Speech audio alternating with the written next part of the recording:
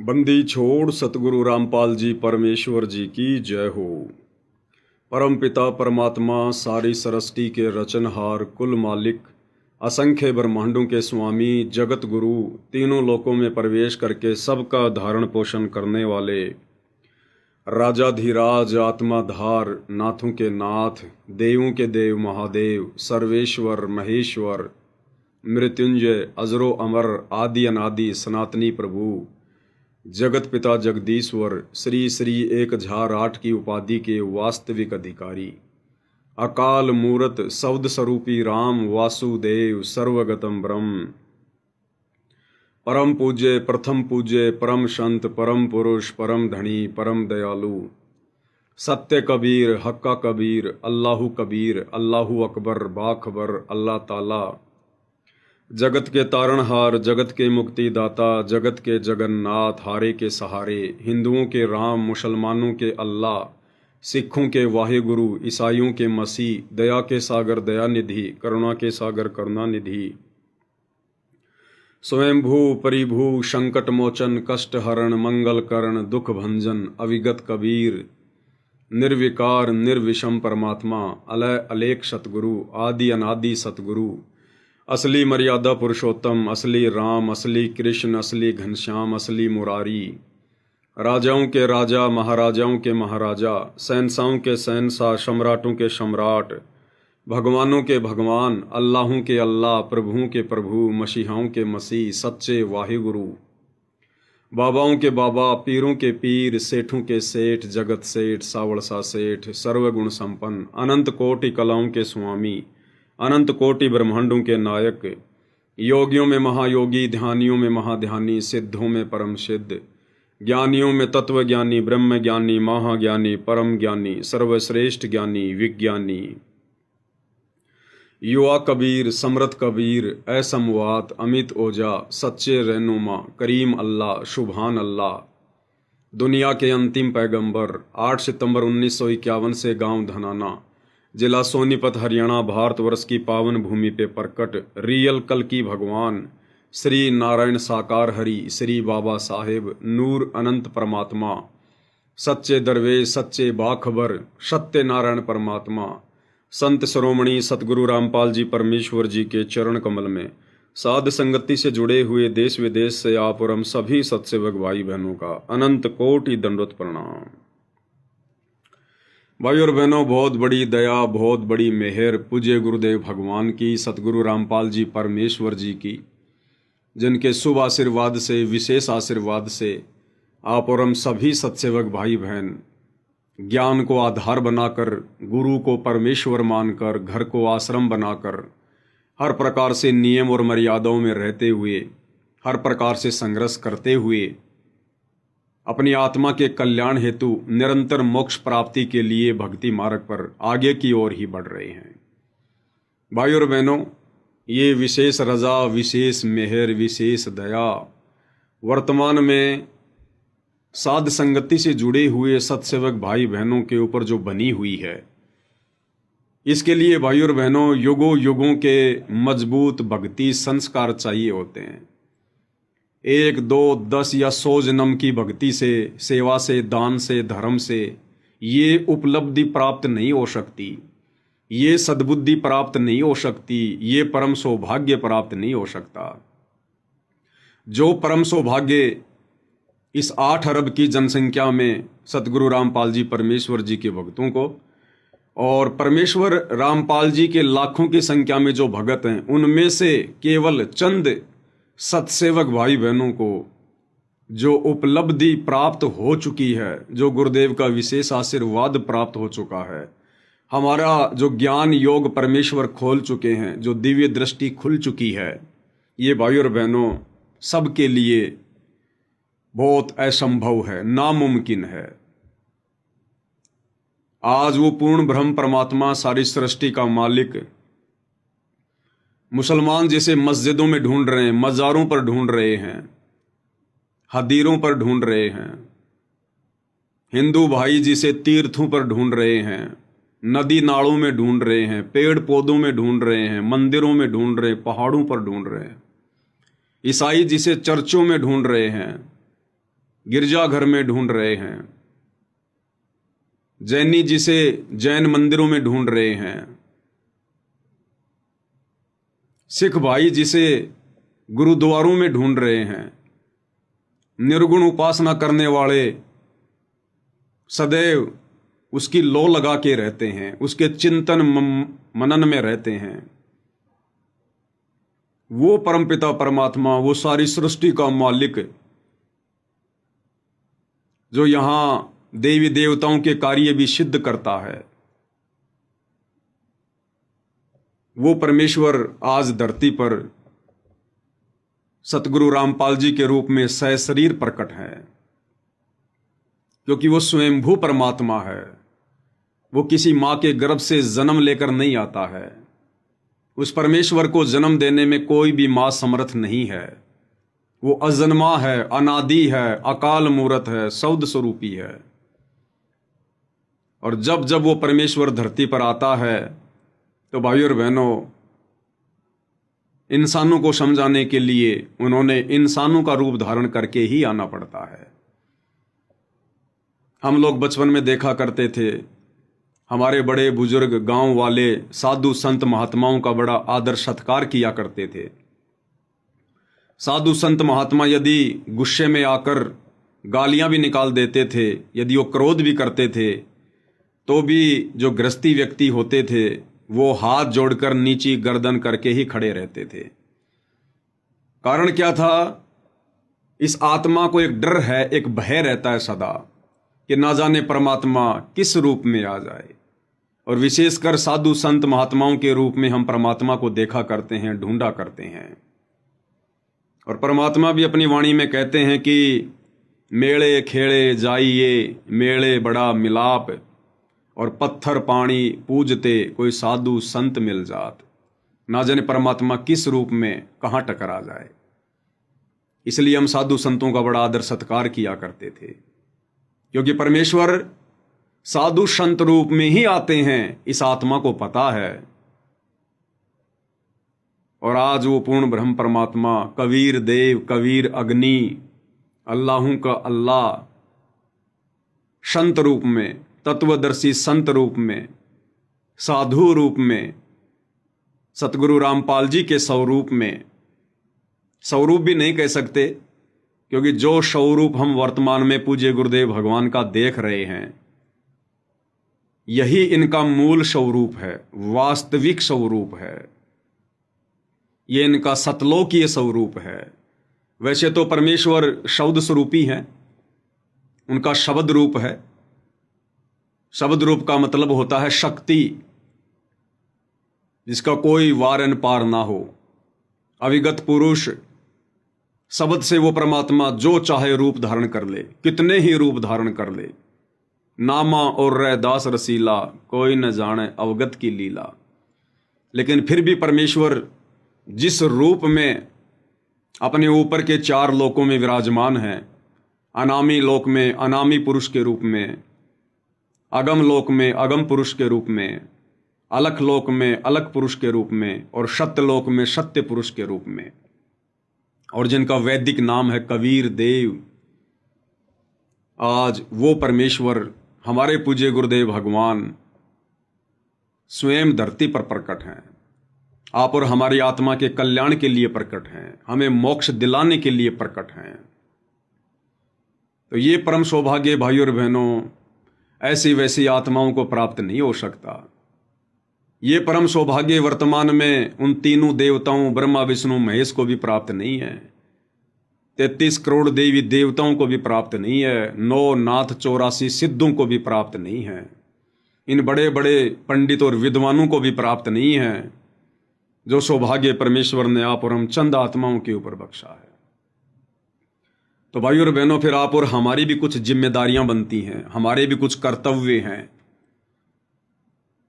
यदि परमेश्वर ने हमसे अपनी पहचान करवाई है, स्वयं को जनवाया है, क्योंकि इनकी मर्जी के बिना इन्हें कोई जान नहीं सकता, इन्हें कोई पहचान नहीं सकता है। एक सत्संग में पूज्य गुरुदेव भगवान ने बताया कि जिंदा बाबा के रूप में जब कबीर परमेश्वर आदरणीय गरीबदास जी की आत्मा को सतलोक लेकर गए, तो बीच में धर्मराज के लोक में लेकर गए, धर्मराज के लोक में।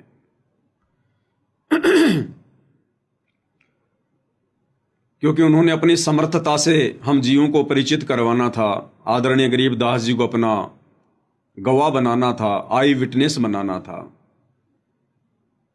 तो आदरणीय गरीबदास जी ने देखा कि जैसे ही परमेश्वर जिंदा बाबा के रूप में धर्मराज के दरबार में प्रवेश हुए, धर्मराज का सिंहासन हिलने लगा। वो धर्मराज जो तीनों लोकों का अकाउंट रखता है, ब्रह्मा विष्णु महेश की फाइल भी जिसकी टेबल पर पड़ी रहती है, 33 करोड़ देवी देवताओं की फाइल जिसके हाथ में है, वो सबका लेखा जोखा करता है एक ब्रह्मांड में। उस धर्मराज का सिंहासन हिलने लगा। उसको चिंता होने लगी, भय सताने लगा कि ये कौन परम शक्ति आ रही है। और जब गरीबदास जी के साथ में परमेश्वर वहां उपस्थित हुए, प्रकट हुए, तो धर्मराज ने खड़े होकर उनके चरण लिए मुकुट समेत। अब इसमें सबसे बड़ी बात क्या है भाइयों और बहनों? सबसे बड़ी बात इसमें क्या है? इसमें गुरुदेव भगवान ने जो सबसे अहम बात बताई, जिस बात को जानना आप और हमारे लिए बहुत जरूरी है, वो बात यह है कि जब परमात्मा आदरणीय गरीबदास जी के साथ में वहां दरबार में उपस्थित हुए, प्रकट हुए, तो गुरुदेव भगवान ने बताया कि बच्चों, गरीबदास जी को तो परमात्मा जिंदा बाबा वाले रूप में ही दिखाई दे रहे थे जो नीचे से गए थे, परंतु धर्मराज को वो वास्तविक रूप दिखाई दे रहा था, असली रूप दिखाई दे रहा था, जिस रूप में परमात्मा त्रिकुटी पर बैठे रहते हैं, त्रिकुटी पर वो रूप उनको दिखाई दे रहा था उस समय वहां पर।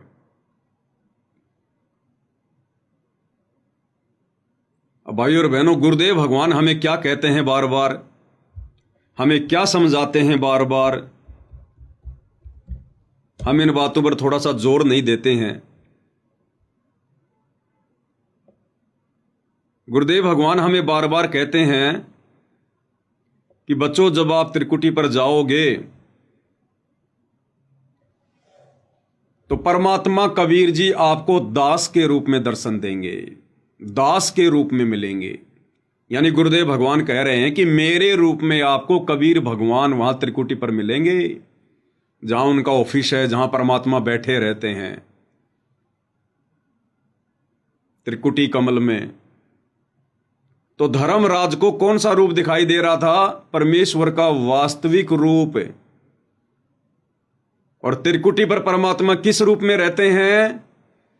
गुरुदेव भगवान क्या कह रहे हैं, सुन लीजिएगा। तो गुरुदेव को आपने सपोज लो गुरुदेव भगवान है। अब जब आप यहां से जाओगे तो वहां परमात्मा जो है वो तेजो में शरीर युक्त है, करोड़ों सूर्य, करोड़ चंद्रमा, उनकी रोशनी जितना उनके एक रोमकूप का प्रकाश है। तो वो उसको नहीं पहचान सकोगे आप। वहां वो परमेश्वर अन्य रूप में इस दास के रूप में आपके समक्ष होगा।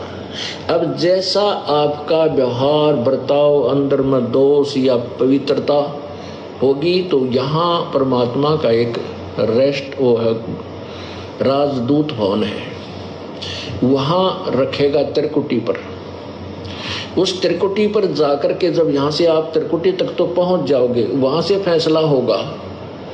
वहाँ आपके मन में जैसा भी दोष होगा या आपके अंदर समर्पण भाव होगा, निष्कपटता होगी, उनको वहाँ सेलेक्ट कर दिया जाएगा।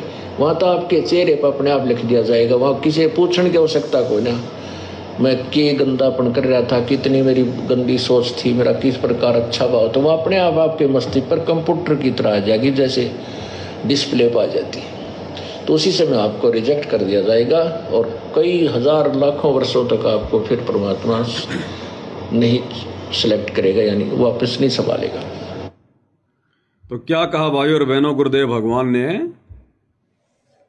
कि जब तुम त्रिकुटी पर जाओगे तो वहां परमात्मा इस दास के रूप में यानी हमारे पूज्य गुरुदेव भगवान के रूप में मिलेंगे। तो उस समय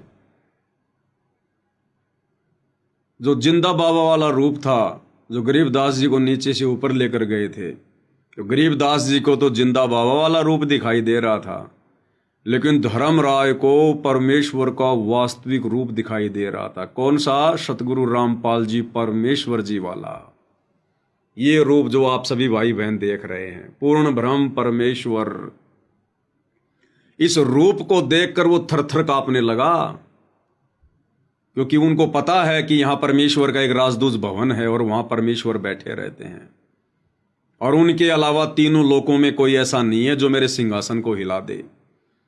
तो भाई और बहनों, आज आप और हम उस परम शक्ति की शरण में हैं, उस परम पिता परमेश्वर की शरण में हैं, जो अपनी गैर हाजिरी में तीनों लोकों में प्रवेश करके शुभ का धारण पोषण करता है। उस धर्मराज को भी वो अकाउंट करने की ड्यूटी, सबका लेखा जोखा रखने की ड्यूटी इसी कबीर परमेश्वर सतगुरु रामपाल जी ने बख्शी हुई है। आज आप और हम ऐसी परम शक्ति की शरण में हैं। अब भाई और बहनों, इतना सब कुछ समझ में आने के बाद, क्योंकि ये समझाने के लिए तो ही परमेश्वर ने पिछले 30 वर्षों से इतना संघर्ष किया है, गांव गांव जाकर सत्संग किए हैं, नगर नगर जाकर परमेश्वर ने प्रवचन किए हैं, आप और हमारे लिए DVD, CD, मेमोरी कार्ड, ये सब कुछ बनाए हैं। इतना प्रयास किया है परमात्मा ने, एक आम व्यक्ति की भूमिका करते हुए, लीला करते हुए। तो अब भाई और बहनों, आप और हमारे अंदर बिल्कुल भी परमेश्वर की पहचान को लेकर कच्चापन नहीं रहना चाहिए। हमने अब शौपन में भी अपने पूज्य गुरुदेव भगवान के अलावा किसी और में परमात्मा के दर्शन नहीं करने चाहिए। दुनिया हमें कितना ही भटकाने और भरमाने का प्रयास क्यों ना करे, हमारे भगत भाई हमें कितना ही भटकाने और भरमाने का प्रयास क्यों ना करें, लेकिन हमारी अंतरात्मा ने जो स्वीकार कर लिया है, हमने उसके ऊपर दृढ़ रहना है, दृढ़। और कहते हैं कि भगवान तो कण कण में है, कण कण में, घट घट में है परमात्मा, घट घट में। और परमेश्वर की स्वयं की वाणियां हैं, अमर वाणियां, जिनको कोई जुठला नहीं सकता। मोकू कहां ढूंढे रे बंदे, मैं तो तेरे पास में। घट ही में गंगा, घट ही में जमुना, और घट ही में है जगदीश सतगुरु तारेंगे। स्वर्ग सात आसमान पर भटकत है मन मूड, अरे वो खालिक तो खोया नहीं, इसी महल में ढूंढ। तो अब हमने धोखा नहीं खाना है भाई और बहनों, बिल्कुल भी, किसी भी कीमत पर। ये हमारे विश्वास की अंतिम परीक्षा चल रही है, अंतिम परीक्षा। और दास की जिम्मेदारी बनती है कि आप सभी भगत भाई बहनों को मैं समय से पहले ही अवगत करवा दूं, परिचित करवा दूं।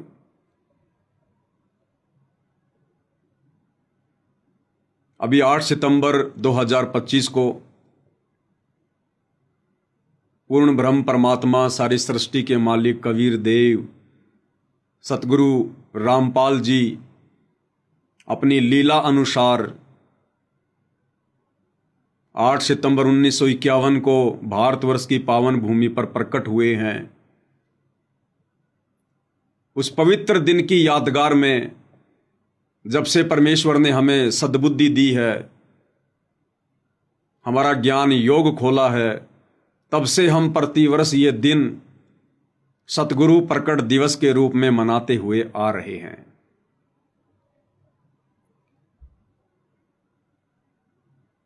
और हमने यह दिन पूज्य गुरुदेव भगवान की गैर हाजिरी में, यानी सूक्ष्म रूप में, नूरी रूप में, तेजोमय रूप में, परोक्ष रूप में परमेश्वर हम सबके साथ में हैं। उनके बिना हम इस भक्ति पर एक कदम चल ही नहीं सकते। कोई चल के तो दिखा दो, कोई माई का लाल, इस भक्ति पर एक कदम भी।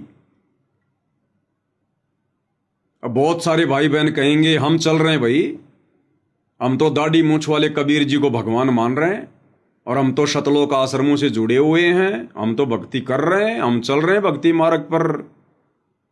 वो चल नहीं रहे भाई और बहनों, वो चल नहीं रहे, वो चलते हुए दिखाई दे रहे हैं और उनको भरम है कि हम भक्ति पर सही चल रहे हैं।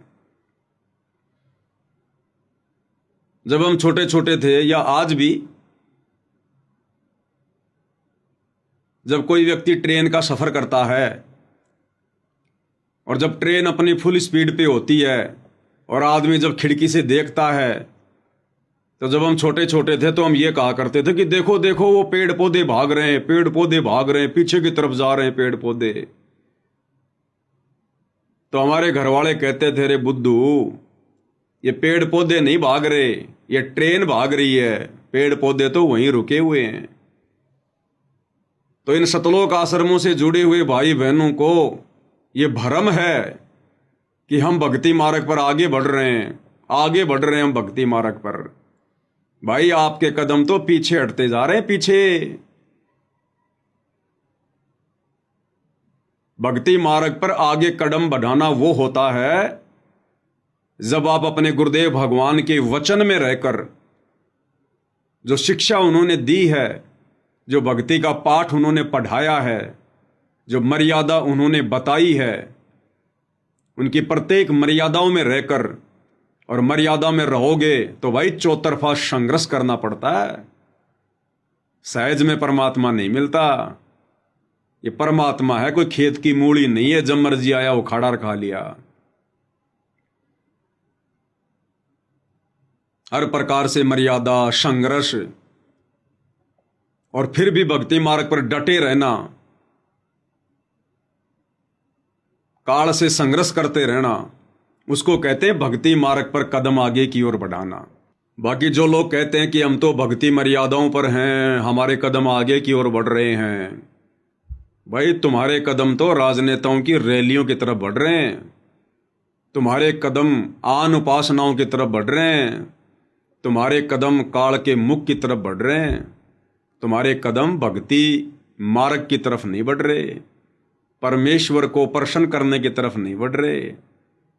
ये कदम तो सत्सेवक भाई बहनों के बढ़ रहे हैं। तो भाई और बहनों, हमने इसी प्रकार से कदम आगे बढ़ाते हुए, पूज्य गुरुदेव के अमर तत्व ज्ञान को आधार बनाते हुए, गुरुदेव की गैर हाजिरी में घर को आश्रम बनाकर शतभक्ति करते हुए, हर प्रकार से संघर्ष करते हुए, गुरुदेव पर विश्वास रखते हुए, आप और हमने ये 8 सितंबर 2025 का पावन दिन, ये पवित्र दिन, जिस दिन परमेश्वर इस धरा पर प्रकट हुए आप और हमारे आत्मिक कल्याण के लिए, तो 8 सितंबर का वो पवित्र दिन सतगुरु प्रकट दिवस के रूप में हम सभी सत्सेवक भाई बहनों ने अपने अपने घर पर ही मनाना है। क्योंकि परमेश्वर ने हमारे घरों को ये आश्रम बना रखा है। जिनके घर अभी तक आश्रमों में तब्दील नहीं हुए हैं, जिनके घर अभी तक शमशान घाट हैं, वो आश्रमों में जाकर इस दिन को मना सकते हैं। बाकी परमेश्वर जी ने जिन जिन अपनी आत्माओं के घरों को आश्रमों में तब्दील कर दिया है, उन भाई बहनों ने कहीं भी भटकने की जरूरत नहीं है, भ्रमणे की जरूरत नहीं है। काल हमें डराएगा, भयभीत करेगा, प्रलोभन देगा, परंतु हमने डगमग नहीं होना है, बिल्कुल भी हमने डगमग नहीं होना है। और 8 सितंबर के दिन हम सभी भगत भाई बहनों ने, जैसा कि हम पहले से मनाते आ रहे हैं, अपने घर पर ही सतगुरुदेव भगवान का प्रकट दिवस मनाना है।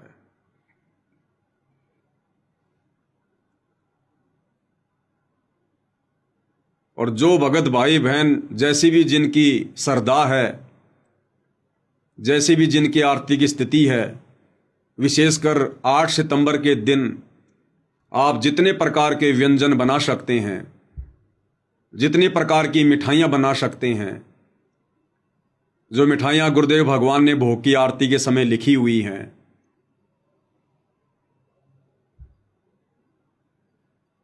आप चाहें तो सारी मिठाइयाँ बनाइए, 36 प्रकार के व्यंजन बनाइए। परमेश्वर जी को रिझाने के लिए, उनको मनाने के लिए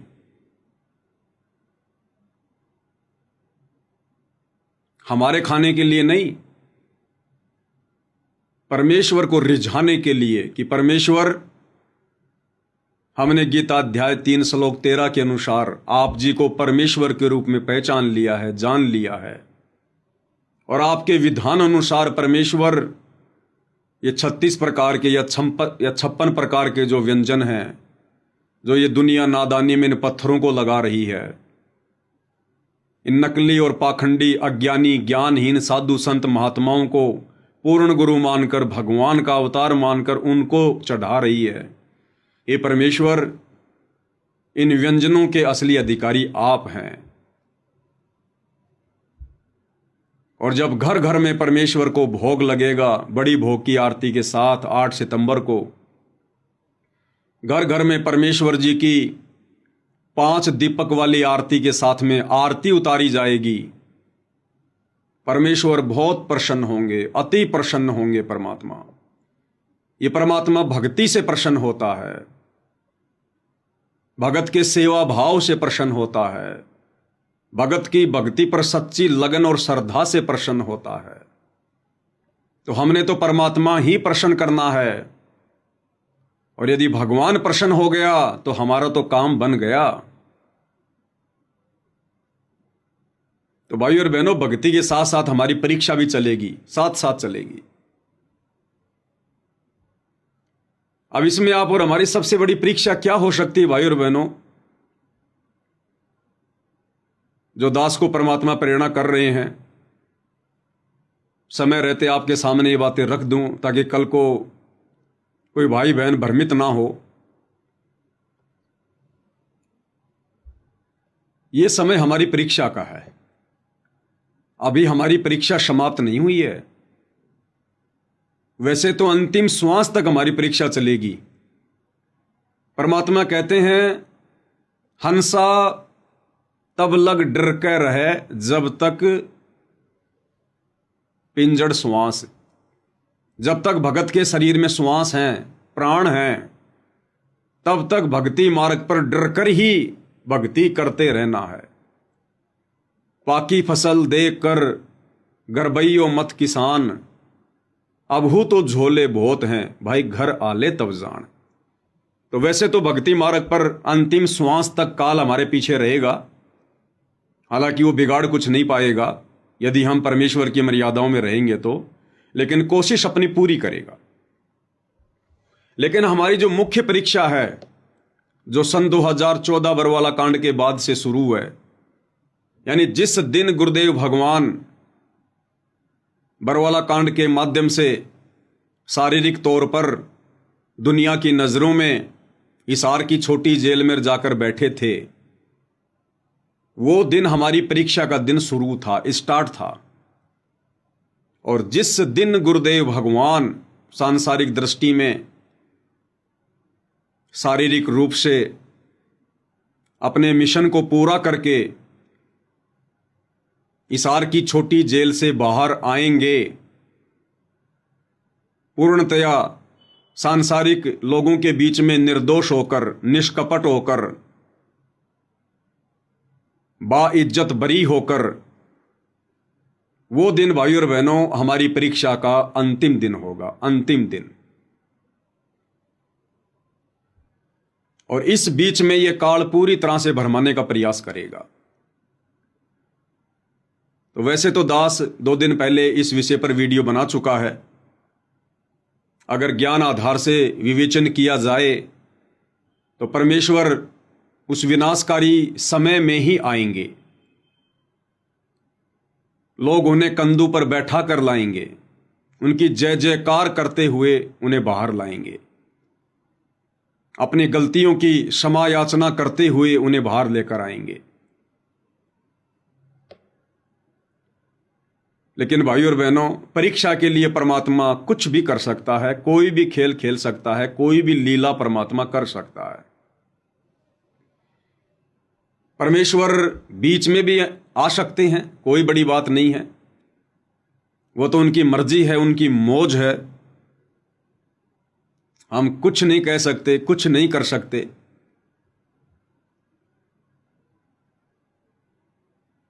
तो यदि पूज्य गुरुदेव भगवान ने हम भक्तों की ओर कठिन परीक्षा के लिए अगर अपने उस निर्धारित समय से पूर्व कुछ समय के लिए सांसारिक दृष्टि में कानूनी तौर पर, जिसे लोग जमानत कहते हैं, क्योंकि परमात्मा यहाँ के नियम नहीं तोड़ता है, वे जब जब पृथ्वी पर आते हैं एक अच्छे नागरिक की भूमिका भी करते हैं। तो हो सकता है परमेश्वर हमारे विश्वास की परीक्षा के लिए एक झटका और देना चाहें। हम सत्सेवक भाई बहनों को, अपने हीरों को परमेश्वर ने जो घण की चोट मार मार के साथ संगति से जोड़ा है, क्या पता परमेश्वर और चोट मारना चाहते हों। और यदि गुरुदेव भगवान उस विनाशकारी समय 2028 से पहले कुछ दिनों के लिए यदि हिसार की छोटी जेल से बाहर आना चाहें, तो भाई और बहनों, वो आप और हमारी परीक्षा का और कठिन समय होगा, कठिन समय। देखो, दास केवल अपने विचार प्रकट करेगा, क्योंकि मैं अपनी बातें किसी के ऊपर थोप नहीं सकता। हम सब स्वतंत्र हैं हर कर्म करने के लिए, हम किसी के अधीन नहीं हैं। और सदा से दास केवल आप लोगों को अपना मत ही बताता आया है। उस मत को मानना ना मानना, चलना ना चलना, वो फिर ज्ञान आधार से आप भगत भाई बहन निर्णय लेते हैं, और यही होना चाहिए। मैं क्या कह रहा हूं, क्या नहीं कह रहा हूं, इस बात पर ध्यान नहीं देना है। मैं जो कह रहा हूं वो पूज्य गुरुदेव भगवान के विधान और ज्ञान अनुसार वर्तमान समय की परिस्थितियों को देखते हुए कितना उचित है, कितना अनुचित है, ये निर्णय अंत में आप भगत भाई बहनों ने ही लेना होता है। तो दास को जैसा आभास हो रहा है, उस आधार से दास आप जियों को थोड़ा सा विश्लेषण करके बता देता है। यदि पूज्य गुरुदेव भगवान कुछ समय के लिए आने वाले दिनों में हिसार की छोटी जेल से बाहर आते हैं, तो भाई और बहनों, गुरुदेव भगवान के आने के दो कारण होंगे, दो कारण। और आप हर प्रकार से टटोल के देख लेना, तीसरा कारण आपको ढूंढने से भी दिखाई नहीं देगा। सबसे पहला कारण यह होगा, टूटती हुई संगत को, जो संगत मर्यादा तोड़कर इन सतलोक आश्रमों से जुड़ी हुई है, जिस संगत ने देखा देखी में नाम दीक्षा ली हुई है, जिस संगत में लगभग 90% लोग बरवाला कांड के बाद जुड़े हैं, भूत प्रेत की बाधा ठीक करवाने के लिए जुड़े हैं, बीमारियां ठीक करवाने के लिए जुड़े हैं, या अपने रिश्तेदारों के कहने पर जुड़े हैं, या वैसे देखा देखी में जुड़े हैं, तो उन भाई बहनों को ज्ञान आधार नहीं है। और आने वाला समय अति विकट है, विनाशकारी है, परमेश्वर को इस बात का पता है। तो गुरुदेव भगवान को पता है कि ये आत्माएं जो इन आश्रमों से जुड़ी हैं, देखा देखी में भक्ति कर रही हैं, मर्यादा किसी की सुरक्षित है नहीं। ये आत्माएं उस आने वाले विनाशकारी समय को नहीं झेल पाएंगी, ये एक झटके में कोसों दूर हो जाएंगी भक्ति से। तो हो सकता है परमेश्वर उन आत्माओं को थोड़ी हिम्मत देने के लिए कि यदि मैं एक बार बीच में कुछ दिनों के लिए सांसारिक तौर पर जमानत पर, या जिसको कहते हैं पैरोल, जिस प्रकार राम रहीम जी आते हैं पैरोल पर, 40-40 दिन की पैरोल पर, तो हो सकता है परमेश्वर उन सतलोक आश्रमों से जुड़ी हुई कमजोर आत्माओं को थोड़ी हिम्मत देने के लिए, उनको दर्शन देने के लिए कुछ समय के लिए बाहर आ सकते हैं, ताकि उन आत्माओं को थोड़ी सी दृढ़ता मिल जाए, जिनको सारा दिन यही सुनने को मिलता है कि तुम्हारे गुरुजी जेल से बाहर नहीं आएंगे, तुम्हारे गुरु भगवान है तो जेल से बाहर तो निकल के दिखाओ। जो आत्माएं डगमग हैं, जिनका विश्वास दृढ़ नहीं है, जो काल की मार को झेल नहीं सकती हैं, हो सकता है उन आत्माओं को उस विनाशकारी समय से पहले थोड़ी हिम्मत देने के लिए, दृढ़ता देने के लिए, ताकि उन आत्माओं को एक नई हिम्मत मिले कि अगर गुरुदेव भगवान जमानत पर आए हैं तो परमानेंट भी आएंगे। क्योंकि इतना विश्वास उनको नहीं है, क्योंकि आजीवन उम्र कैद की 2-2 मामलों में गुरुदेव को सजा हो रखी है। तो ज़्यादातर आत्माओं को और इन आश्रमों के जो मुखिया हैं, जो कोऑर्डिनेटर लोग हैं, गुरुदेव का कलयुगी परिवार है, इनको तो इस बात का बिल्कुल भी विश्वास नहीं है कि गुरुजी कभी परमानेंट भी बाहर आ सकते हैं।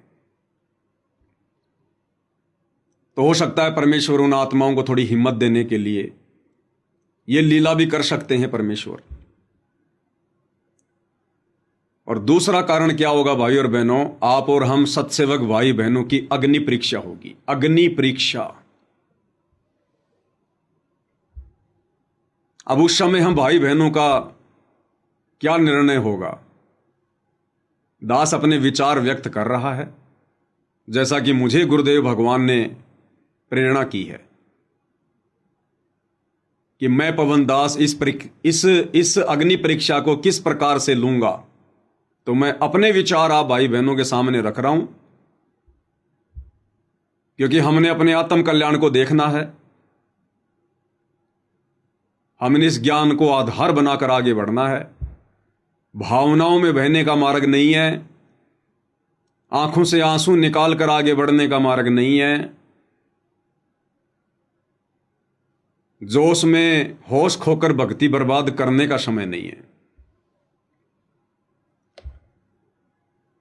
यदि गुरुदेव भगवान कुछ समय के लिए आ भी जाते हैं तो फिलहाल तो परमेश्वर इन आश्रमों में ही आएंगे, क्योंकि ज्यादातर संगत इन आश्रमों से जुड़ी हुई है। तो भाई और बहनों, दास की भी अग्नि परीक्षा है। तो दास उस समय भाई और बहनों उन आश्रमों में नहीं जाएगा। अब यहां पर जो कमजोर आत्माएं होंगी वो तुरंत अपने विचार व्यक्त कर देंगे काल प्रेरणा से कि देखो भाई, हम तो पहले ना कहा करते थे कि ये पवनदास पक्का काल का दूत है। जब कल को गुरुजी आएंगे तब भी ये यही कहेगा कि नहीं नहीं नहीं, गुरुजी तो हमारे घर पर ही हैं, गुरुजी तो हमारे साथ में ही हैं, हम नहीं जाएंगे, हम नहीं जाएंगे। तो भाई और बहनों, वो तो उनकी सोच है बेचारों की, उन तो सदा से ऐसी सोच रही है उनकी तो। लेकिन हम क्यों नहीं जाएंगे? क्योंकि गुरुदेव भगवान तो हमें बुलाएंगे नहीं, क्योंकि परीक्षा अभी समाप्त हुई नहीं है। अभी परीक्षा समाप्त हुई नहीं है, तो गुरुदेव भगवान तो हमें बुलाएंगे नहीं। और इन सतलोक आश्रम वालों के कहने से हम जाएंगे नहीं। ना हम इनके पीले पर्चों पर विश्वास करते हैं, ना हम इनके कोऑर्डिनेटरों के मनमुखी आदेशों पर विश्वास करते हैं। जब वर्तमान में नहीं कर रहे तो हम कल को भी नहीं करेंगे, क्योंकि ये लोग भक्ति मार्ग में रिजेक्ट हैं, ये लोग फैल हैं, ये लोग काल की गुलामी कर रहे हैं, काल का कार्य सिद्ध कर रहे हैं। तो पूज्य गुरुदेव भगवान तो कहेंगे नहीं कि भाई सत्सेवकों तुम आ जाओ, साथ संगत वालों तुम आ जाओ, आशीर्वाद ले लो, दर्शन कर लो। परमात्मा नहीं कहेंगे।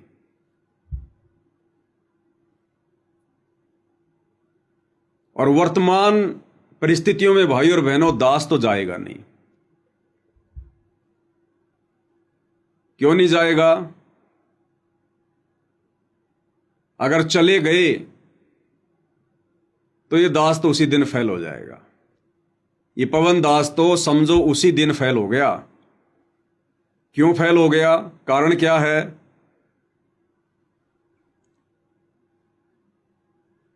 आज गुरुदेव भगवान ने आप और हमारे ऊपर जो रजा बख्शी हुई है, जो दया बख्शी हुई है, जो सद्बुद्धि बख्शी हुई है, और जिस प्रकार से घर बैठे हमसे भक्ति करवा रहे हैं, ये भक्ति संगत में कोई नहीं कर रहा। सत्सेवकों के अलावा 21 ब्रह्मांड में पूर्ण ब्रह्म परमेश्वर कबीर देव सतगुरु रामपाल जी की शास्त्र अनुकूल यथार्थ सत भक्ति जिस प्रकार से सत्सेवक भाई बहन अपने अपने घरों पर कर रहे हैं, ये भक्ति इस ब्रह्मांड में कोई नहीं कर रहा है।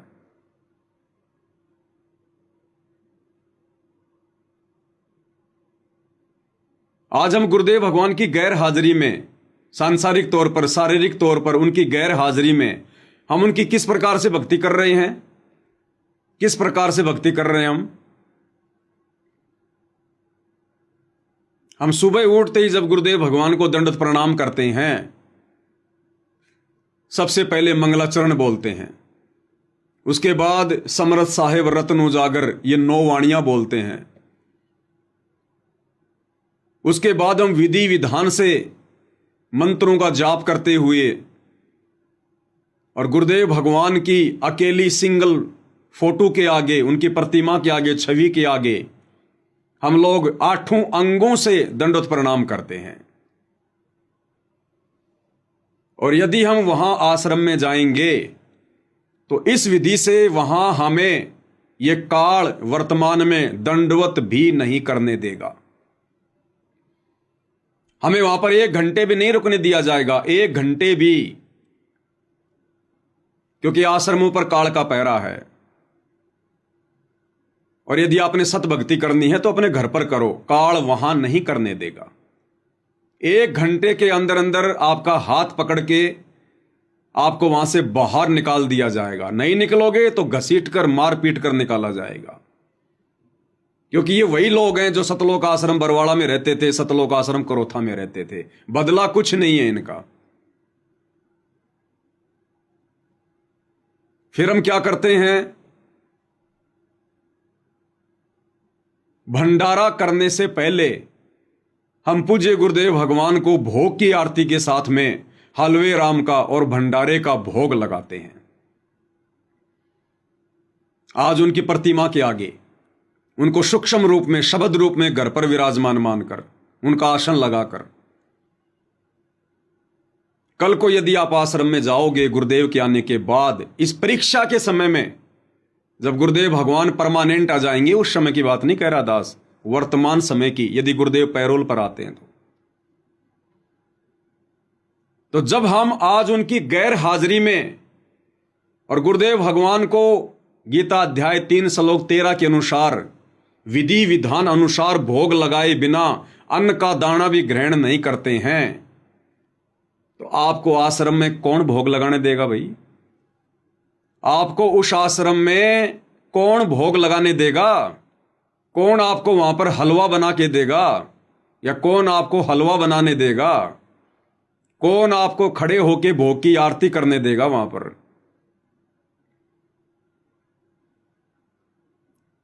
अरे जब उनकी गैर हाजिरी में कर रहे हैं तो आश्रम में तो वे साक्षात बैठे हैं।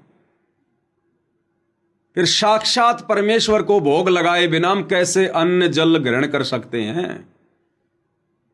ये हमारी परीक्षाएं होंगी कि नालायको देखा देखी में भोग लगा रहे हो, देखा देखी में चल रहे हो, या कुछ दृढ़ता भी है? तो बताइए वहां आपको कौन भोग लगाने देगा?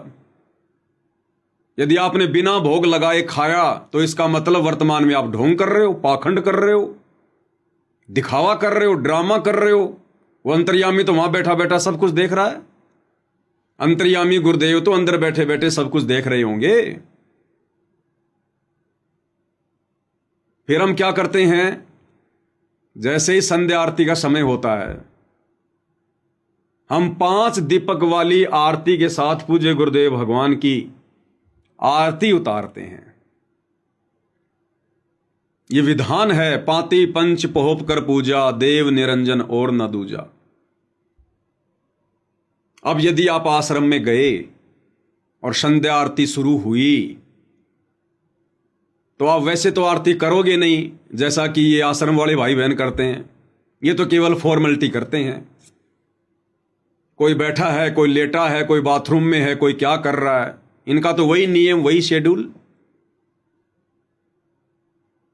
और हमें पता है कि साक्षात परमात्मा आश्रम में विराजमान है, गुरुदेव भगवान साक्षात विराजमान है।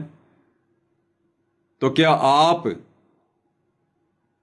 5 दीपक वाली आरती के बिना अपने पूज्य गुरुदेव भगवान की संध्या आरती किए बिना रह पाएंगे? लेकिन तुम्हें करने कौन देगा? तुम्हें करने कौन देगा? गुरुदेव तो अंदर बैठे होंगे। बाहर तो इन्हीं लोगों का पहरा होगा, काल के एजेंटों का। तुम्हें वहां कौन घी गरम करने देगा? तुम्हारी 5 दीपक वाली थाली भी कोई अंदर नहीं जाने देगा, वहीं चेक करके तुम्हें बाहर कर दिया जाएगा। कौन तुम्हें घी गरम करने देगा? कौन तुम्हें पांति पंच पहोप कर पूजा उस थाली के साथ में वहां पर आरती करने देगा भाई? और अगर नहीं की तो उसी समय हम परीक्षा में फेल, उसी समय फिर हम परीक्षा में फेल।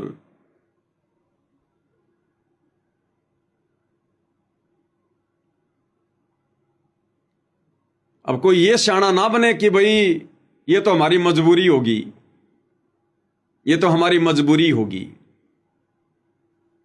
कल को कुछ होगा तो कह देंगे गुरुजी हम तो करना चाहते थे लेकिन हमें करने नहीं दिया गया। तो परमात्मा एक ही जवाब देंगे कि गधे, जब तू प्रतिदिन अपने घर पर मुझे शब्द रूप में उस आसन के ऊपर विराजमान करके, तू फॉर्मेलिटी के लिए तो नहीं कर रहा होगा ना। अगर इतना लंबा चौड़ा बेड लगाया है तो ये सोच के लगाया होगा ना कि ये तो पूर्ण परमात्मा है, अनंत कोटि कलाओं का स्वामी है, इनके द्वारा अनंत रूप हैं। ये परमेश्वर तो किसी न किसी रूप में, सूक्ष्म रूप में, शब्द रूप में अवश्य विराजमान होंगे जब हम इनकी आरती करेंगे। तो फॉर्मेलिटी तो नहीं कर रहा था ना, तुझे विश्वास था ना कि गुरुजी मेरी आरती ले रहे हैं, स्वीकार कर रहे हैं। तो जब तुझे ये विश्वास है कि मेरा गुरु मेरे घर पर है और किस विधि से गुरुदेव भगवान की मैंने आरती करनी है, किस विधि से मैंने भोग लगाना है, किस विधि से रोजाना मेरी दिनचर्या है भक्ति वाली, फिर तू यहां क्या अंडे लेने आया था? तू मुझे शरीर में मान रहा है क्या? फिर परमात्मा तुरंत वो वाणी गा देंगे, देही को सतगुरु कहे ये तो धुंधर ज्ञान, और 4 दाग आवे नहीं वाको सतगुरु जान। कि गधे, तू मुझे 5 तत्व के शरीर में जान रहा है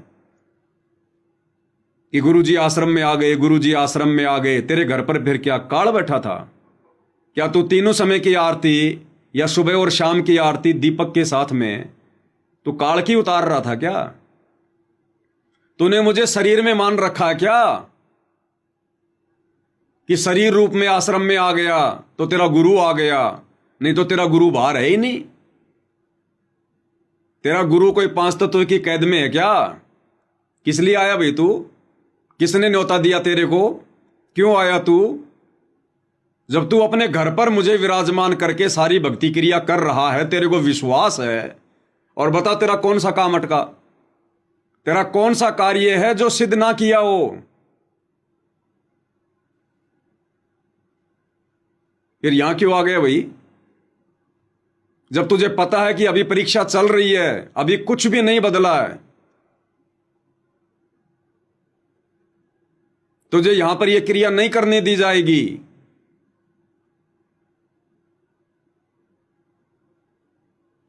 क्या मैंने विशेष संदेशों में नहीं कहा कि परमात्मा चाहने वाली आत्माओं के लिए तो घर घर आश्रम बन चुके हैं, घर घर आश्रम बन चुके हैं। फिर तूने क्या विश्वास किया? जब तेरे को इतना ही विश्वास नहीं है, फिर तू क्या फॉर्मेलिटी कर रहा था, भक्ति कर रहा था, ड्रामा कर रहा था? फिर तूने देखा देखे में वो 5 दीपक वाली आरती मंगवाई है क्या? जब मैंने संदेशा भिजवा दिया था कि भाई मैंने घर घर को आश्रम बना दिया है, घर घर को आश्रम बना दिया है, क्या सत्संग सुने फिर तूने? बच्चों, वो ठीक का दिन आ गए।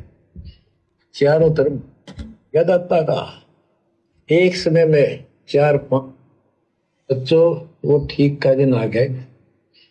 चारों तरफ डंका बोल गया दाता का। एक समय में 4-5 लाख बच्चे सत्संग सुन रहे। इतना बड़ा हम आश्रम बना कर भी नहीं सुना सकते थे। एक बंदी छोड़ सारा संसार आश्रम बन गया मेरे बंदी छोड़ का, घर घर आश्रम बन गया। और अपने बच्चों के ऊपर किसी कृपा करके मेरे दाता है। बच्चों फिर क्या बताते हैं? फिर क्या जवाब देंगे भाई? कि बेटा, जब मैंने तेरे को पहले कह दिया था विशेष संदेशों के माध्यम से कि घर घर आश्रम बन चुका है, घर घर,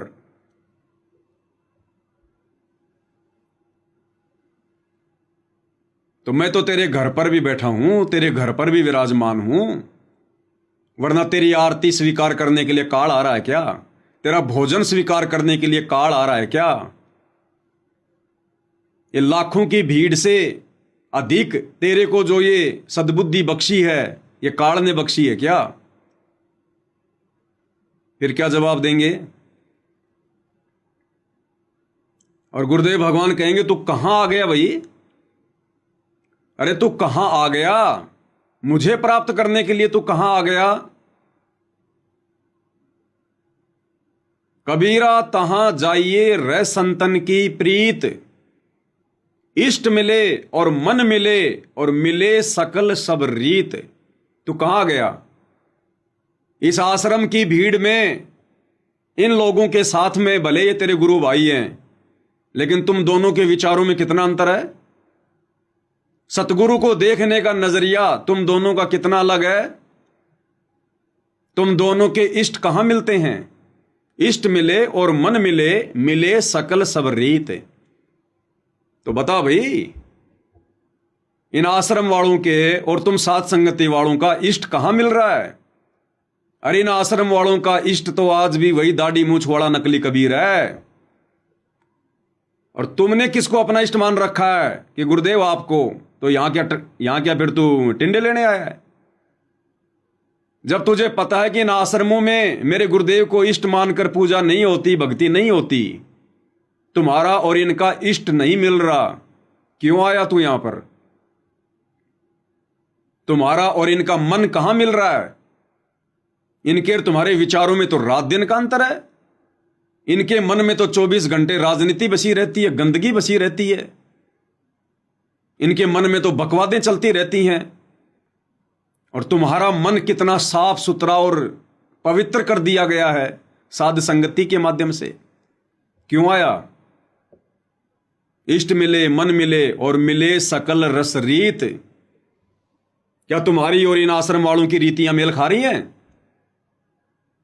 अरे बगुला और हंस, कभी उनके विचार एक हो सकते हैं? इनकी रीति है, ये तो अनुपासना भी करते हैं। परशुराम की जयंती में गए, नकली कबीर पंथियों की जयंती में गए सिरसा में, अयोध्या में इन्होंने भंडारा लगा दिया अनुपासकों के लिए। ये तो अनुपासना भी करते हैं। तुम्हारी और इनकी रीति कहां मिली? ये तो राजनेताओं के पीछे दौड़ते हैं, ये तो राजनीतियां भी करते हैं। तुम्हारी और इनकी रीति कहां मिल रही है? क्या तुम भी राजनीति करते हो?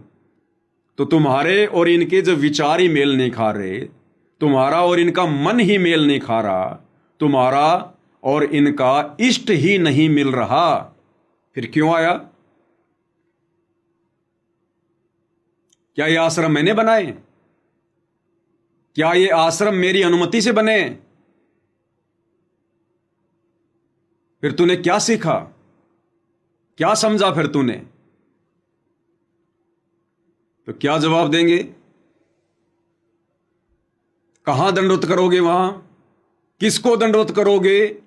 आपको एक सिंगल फोटो भी अपने परमेश्वर रामपाल जी की नहीं मिलेगी वहां पर, एक सिंगल फोटो भी। कहां दंडवत करोगे? किसको दंडवत करोगे? किसको देखोगे? कोई जवाब नहीं होगा। और अग्नि परीक्षा फिर क्या मिलेगा? फिर सीधे सीधे वापस नहीं आ पाओगे, अपना सब कुछ गवा कर वापस आओगे, सारी भक्ति क्रिया गवा कर वापस आओगे, सारा भक्ति धन गवा कर वापस आओगे। और फिर तुम्हें वो करना पड़ेगा जो आज ये आश्रम वाले कर रहे हैं। वो तो काल के आश्रम हैं, वो तो आज भी गुरु को सलाह देते हैं, वो तो आज भी गुरु को मानुष मानते हैं।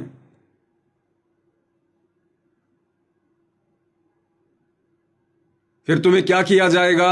गुरु के सामने पेश किया जाएगा, क्योंकि ये लोग इन शास्त्र अनुकूल शत भक्ति वाली भक्ति क्रियाओं से तो प्रसन्न होते नहीं हैं। इनकी नज़रों में तो हम सत्सेवक भाई बहन वैसे ही आग की तरह जल रहे हैं। इनका तो पारा 104 डिग्री पहुंच जाएगा हमारे को देखते ही। इनकी नज़रों में तो हम गुरुद्रोही हैं, जैसे कानून की नज़रों में हमारे गुरुदेव देशद्रोही हैं, ऐसे ही हम इन आश्रम वालों की नज़रों में देशद्रोही हैं। फिर गुरु के सामने पेश किया जाएगा। अब परीक्षा थोड़ी समाप्त हो गई, परीक्षा समाप्त नहीं हुई। तो गुरु को तो इन्होंने जो बातें बता रखी हैं, एक आम व्यक्ति मानकर, मानुष मानकर, हिसार की जेल में जाकर, कि हम सत्सेवक क्या हैं और उनके मिशन में क्या भूमिका निभा रहे हैं, तो गुरु तो उसी हिसाब से जवाब देगा।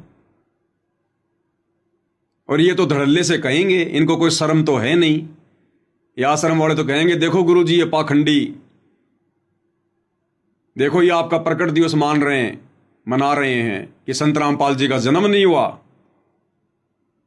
ये आपको भोग लगा रहे हैं। कबीर साहिब की इन्होंने फोटो फाड़ दी,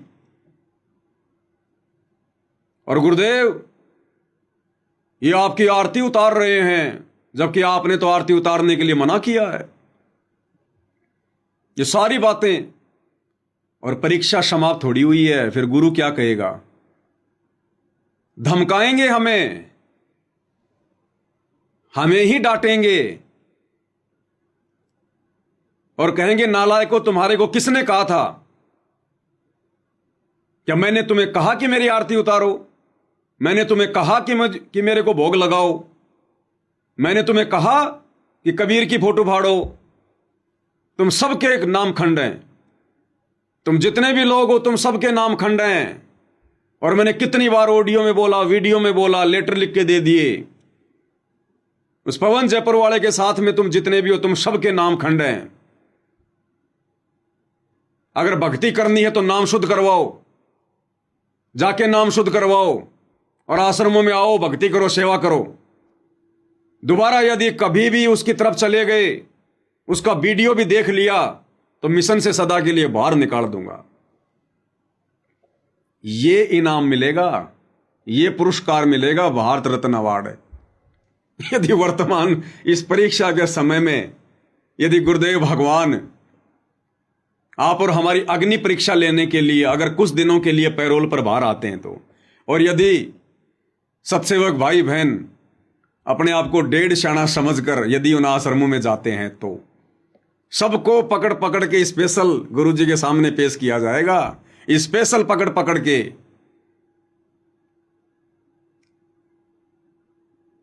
क्योंकि तुरंत पहचान में आ जाओगे तुम, तुरंत पहचान में। तुम वो वहां कर ही नहीं सकते जो वो आश्रम वाले कर रहे हैं। तो तुम्हारी भक्ति क्रिया देखकर तुम खड़े होकर आरती करोगे, बाकी लोग नीचे बैठकर करेंगे। तुम दंडोत करोगे विधि विधान से 8 अंगों सहित, और वो पड़ेंगे ऐसे जैसे भैंस गिरती है चारे के ऊपर। जैसे कोई भूखी भैंस होती है, उसको हरा हरा चारा दिख जाए, वो तुरंत मुंह मारती है, तुरंत टूट के पड़ती है। तो ये लोग तो ऐसे पड़ेंगे टूट के। ये ना कोई मंत्र जाप करते, ना कोई समर साहिब रत्न उजागर बोलते, कुछ नहीं बोलते। तो तुरंत पहचान में आओगे। फिर तुम बैठोगे तो तुम अपने घरविद की बात नहीं करोगे, रिश्तेदारी की बात नहीं करोगे, बच्चों की रेमेणी की बात नहीं करोगे।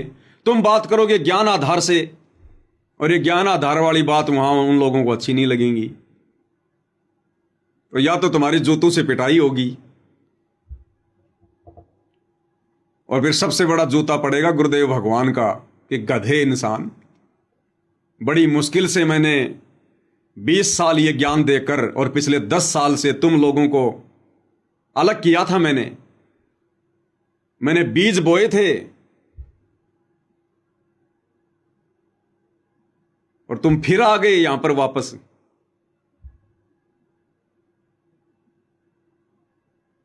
फिर क्या जवाब दोगे भाई? तो भाई और बहनों, दास का तो यही मत है कि जब तक गुरुदेव भगवान इस परीक्षा को नहीं समेटेंगे, अपनी लीला को पूरी तरह से नहीं समेटेंगे, और जिस दिन ये परीक्षा समाप्त होगी, और ये समाप्त कब होगी? जिस दिन गुरुदेव बाइज्जत परमानेंट बाहर आएंगे, और जिस दिन गुरुदेव बाइज्जत परमानेंट बाहर आएंगे, उस दिन भाई और बहनों संगत में ये नौबत ही नहीं रहेगी कौन सही कौन गलत। ये दूध का दूध और पानी का पानी परमात्मा अपने परमानेंट बाहर आने से पहले ही कर देंगे। जो भक्ति करने वाले होंगे वो सीधे हो जाएंगे, चाहे वो गुरु जी का परिवार हो, चाहे कोऑर्डिनेटर हो, चाहे कोई जी हो। अगर भक्ति नहीं करना चाहेंगे, बकवाद ही करेंगे, तो ऐसे जाएंगे जैसे गधे के सिर से सींग जाते हैं। और अगर भक्ति करना चाहेंगे तो ये लोग अपनी तमाम गलतियों को मानते हुए और ये सरेंडर हो जाएंगे, सरेंडर कि हां, अगर गुरु को प्रसन्न करना है, परमात्मा प्राप्ति करनी है, मोक्ष करवाना है, तो हमने सत्सेवकों की तरह भक्ति करनी पड़ेगी। सत्सेवकों के साथ मिलकर भक्ति मार्ग पर चलना पड़ेगा। तो उस समय भाई और बहनों ये नौबती नहीं रहेगी। फिर चाहे गुरु जी इन आश्रमों में आओ, चाहे गुरु जी जगन्नाथ के मंदिर में जाओ, वहां फिर सभी जाएंगे परमात्मा के बच्चे। उस समय सभी लोग इसी विधि से भक्ति कर रहे होंगे जैसे आज आप और हम कर रहे हैं, अपने घर पर परमेश्वर को विराजमान मानकर। कोई विरोधाभास नहीं होगा, कोई रोकने टोकने वाला नहीं होगा, कोई आश्रम वाला या कोई भी विशेष नहीं होगा, कोई कोऑर्डिनेटर नहीं होगा। उस समय केवल वही भगत होंगे जिनको परमात्मा चाहिए, जिनको भगवान चाहिए। और परमात्मा चाहने वाली आत्मा किसी की तरफ उंगली भी नहीं कर सकती, उंगली भी। उसको पता है कि भाई जो जैसा करेगा अपना पाएगा, हमने तो अपना मोक्ष करवाना है, भक्ति करनी है। और क्या गलत कर रहे हैं ये साथ संगत वाले? अरे यही तो है भक्ति जो हमने करनी चाहिए थी, लेकिन हम बकवाद करते रहे। तो उस समय ये झगड़ा, ये फसाद, ये मनमुटाव, ये विचारधारा अलग अलग रहेगी नहीं। सबका इष्ट एक ही होगा, सतगुरु रामपाल जी। सबके मन एक जैसे होंगे, सबके विचार रीति रिवाज एक जैसे होंगे। उस समय जाएंगे अपने परमेश्वर के दर्शन करने के लिए। उस समय जाएंगे परमेश्वर का आशीर्वाद लेने के लिए। और उस दिन से ये पूरा संसार, ये पूरी दुनिया अपने परमेश्वर को, अपने भगवान को, सतगुरु रामपाल जी को विशेष सिंहासन पर विराजमान करके और परमेश्वर की 5 दीपक वाली आरती के साथ में आरती उतारी जाएगी। परमेश्वर रामपाल जी को परमेश्वर मानकर गीता अध्याय 3 श्लोक 13 के अनुसार उस जगह पर भोग लगाया जाएगा। सबकी आत्मा गदगद होगी, सबकी आंखों में आंसू होंगे, पानी बह रहा होगा। और परमेश्वर अति प्रसन्न होंगे, अति प्रसन्न कि आज काल पराजित हो गया। असल में आज काल पराजित हुआ है, आज काल हार गया। आज से पहले वो मुझे चिढ़ाया करता था कि मनवा ले भगवान अपने आप को, कागज को भगवान मनवा दूंगा लेकिन तेरे को भगवान नहीं मानने दूंगा, पत्थरों की आरती उतरवा दूंगा लेकिन तेरी आरती नहीं उतरने दूंगा। तो अब तक तो वो काल परमेश्वर को चिढ़ा रहा है और परमेश्वर उसकी सुन रहे हैं, चुप हैं संगत की नादानी के कारण। और जब वो समय आएगा, उस समय जब पूरी दुनिया इन्हें परमेश्वर मानकर इस विधि से इनकी पूजा करेगी, जैसे आज सत्सेवक भाई बहन घर घर में कर रहे हैं, और 8 सितंबर को घर घर में पूजा होगी, उस दिन वो काल दूर खड़ा होकर आंखों से आंसू बहाएगा। और उस दिन परमेश्वर प्रसन्न होंगे। परमेश्वर कि देख ले भाई, तू क्या कह रहा था, क्या हो गया, अब बोल। तो वो दिन भाई और बहनों हम सत्सेवकों का और हमारे सच्चे परमेश्वर रामपाल जी का सच्चा मिलन होगा, सच्चा मिलन।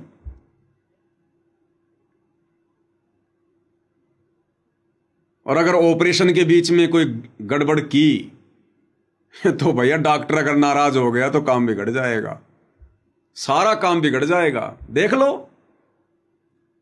इस परीक्षा के समय में जितने लोग साथ संगति से जुड़े हुए थे और बीच में फिर अपने आप को डेढ़ शाणे समझकर या काल प्रेरित होकर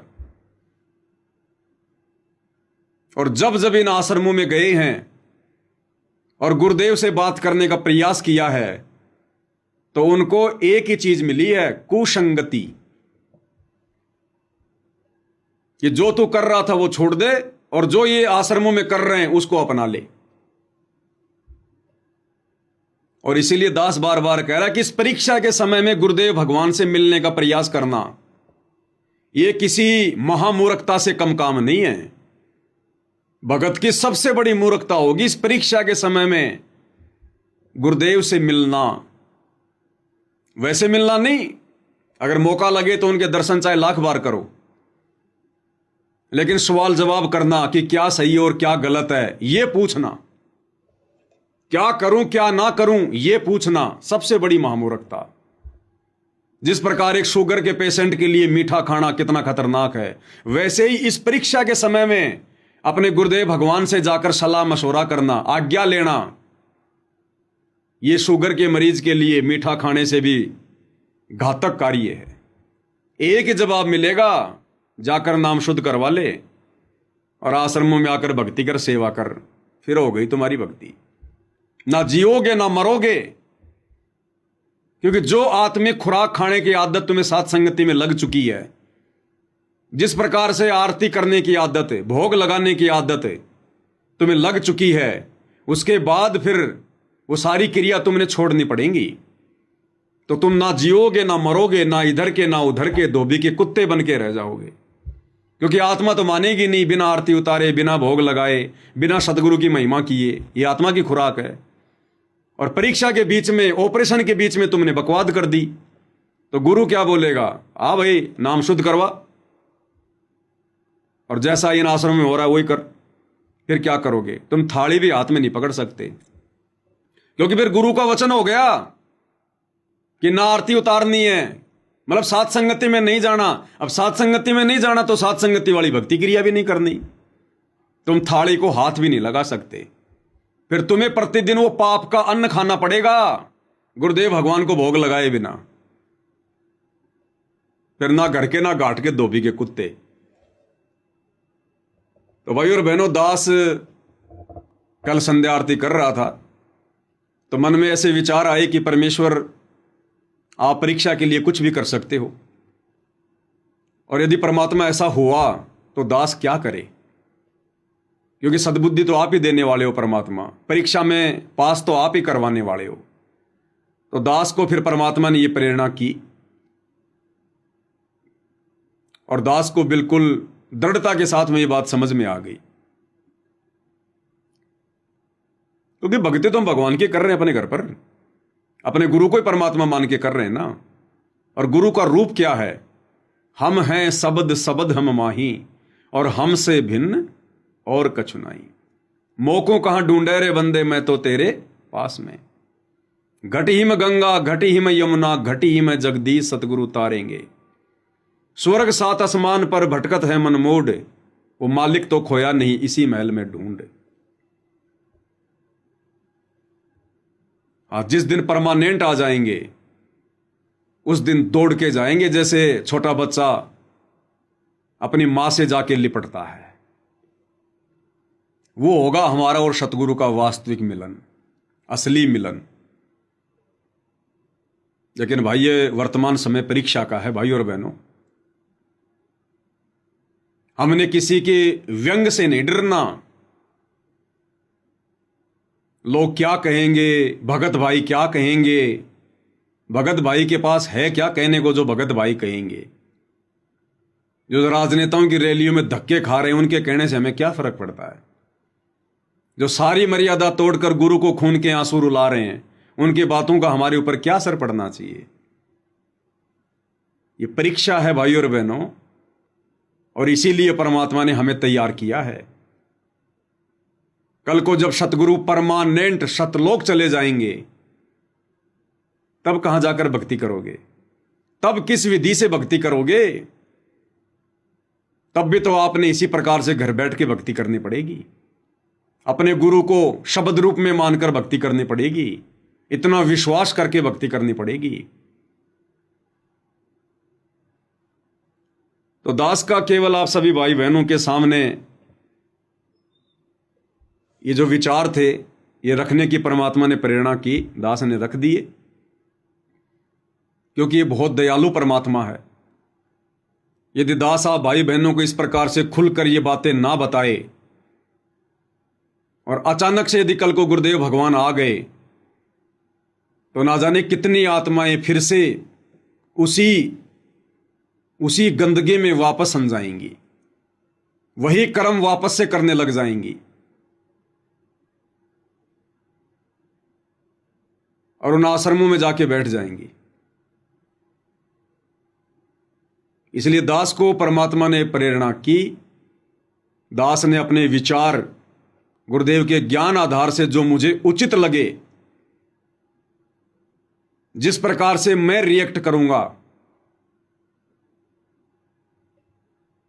उस हिसाब से दास ने आपके सामने रखे हैं।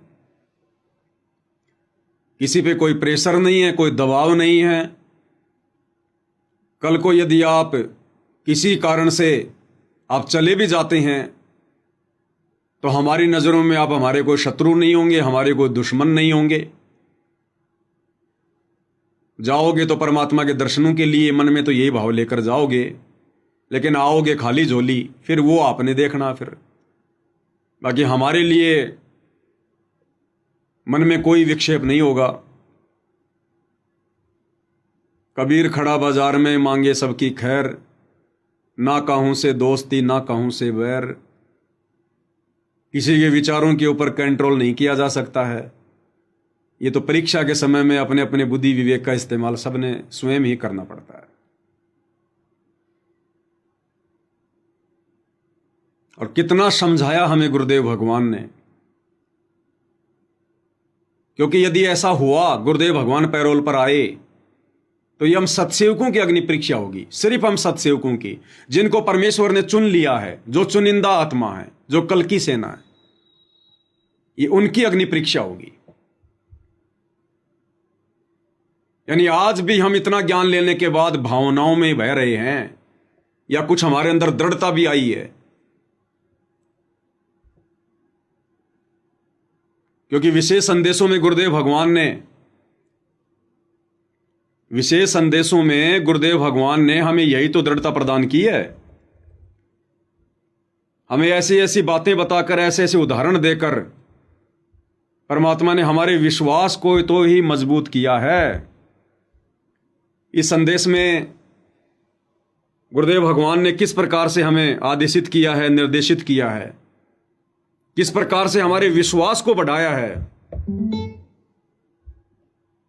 कि वह शब्द स्वरूपी परमात्मा पूज्य गुरुदेव भगवान सतगुरु रामपाल जी, बरवाला कांड के बाद हम सत्सेवक भाई बहनों ने जिस प्रकार से शास्त्र अनुकूल शत भक्ति करने का निर्णय लिया है घर बैठकर गुरुदेव की गैर हाजिरी में, वो कितना सही है और किस कदर परमेश्वर आप और हमारे साथ में रहे हैं। तो क्या आगे नहीं रहेंगे?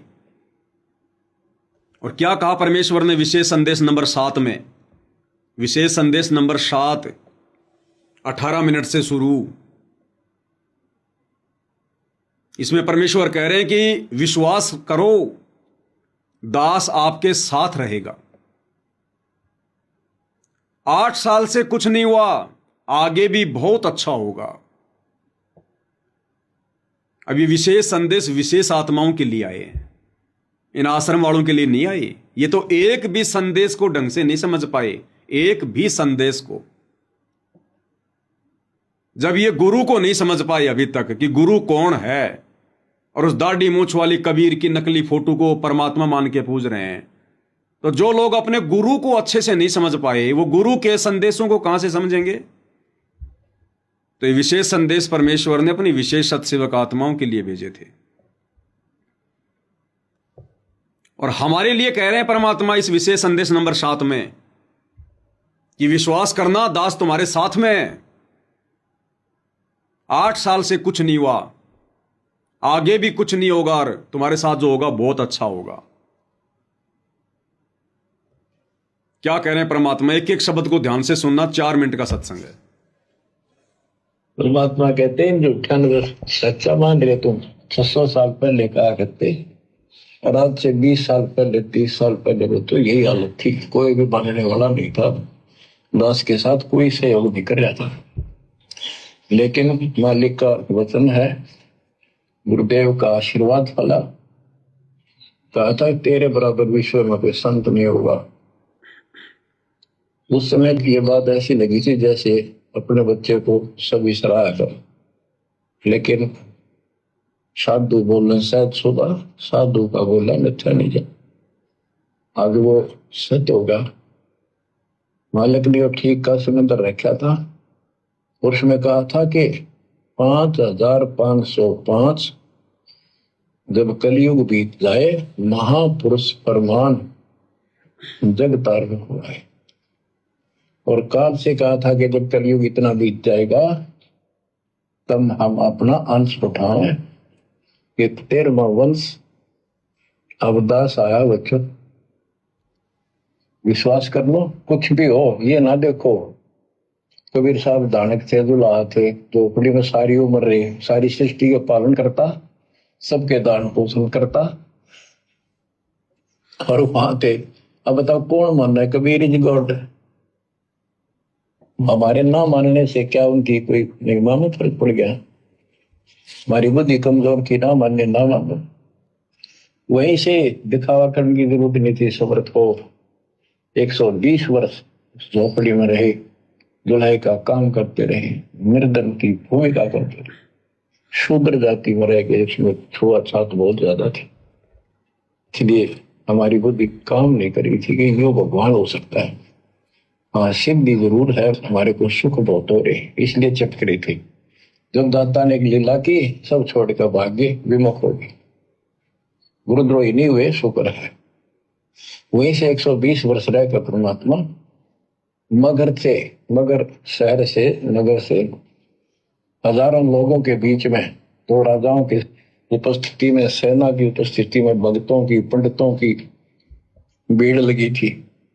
एक चादर नीचे बिछाई, एक ऊपर ओढ़ी, और आकाशवाणी के ऊपर जाके देखो उठा के चादर, क्या है इसके अंदर? देखा तो फूल थे 100 जितने सुगंधित।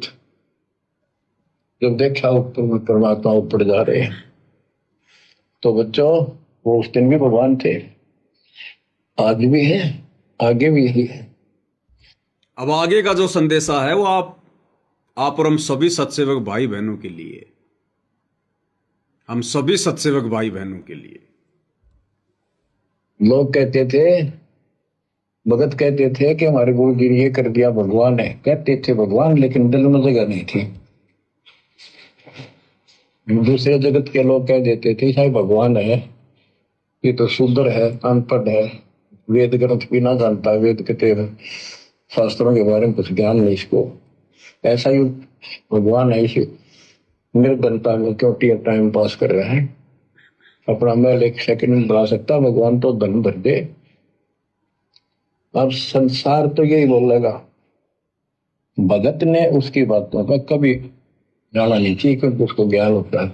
अब सुनो, इसी प्रकार आज कोई भी कुछ कहे आपको, आप कहते हो ये लग रहा है गुरु जी हमारे ऐसे, इन चीजों को कोई फर्क नहीं पड़ता। अगर समय का इंतजार करो, अभी तो गेम जारी है, हार जीत तो पता। क्या कह रहे हैं गुरुदेव? समय का इंतजार करो, अभी तो गेम जारी है, हार जीत का निर्णय तो बाद में होगा। एक बार फिर से सुन लो भाई और बहनों। यही बोलेगा, भगत ने उसकी बातों का कभी जाना नहीं चाहिए क्योंकि उसको ज्ञान होता है। इसी प्रकार आज कोई भी कुछ कहे आपको, आप कहते हो ये लग रहा है गुरु जी हमारे ऐसे, इन चीजों को फर्क नहीं पड़ता। अगर समय का इंतजार करो, अभी तो गेम जारी है, हार जीत तो पक्ष होगी। आप विश्वास रखो। अभी तो गेम जारी है, अभी तो गेम जारी है। हार जीत का फैसला तो बाद में होगा।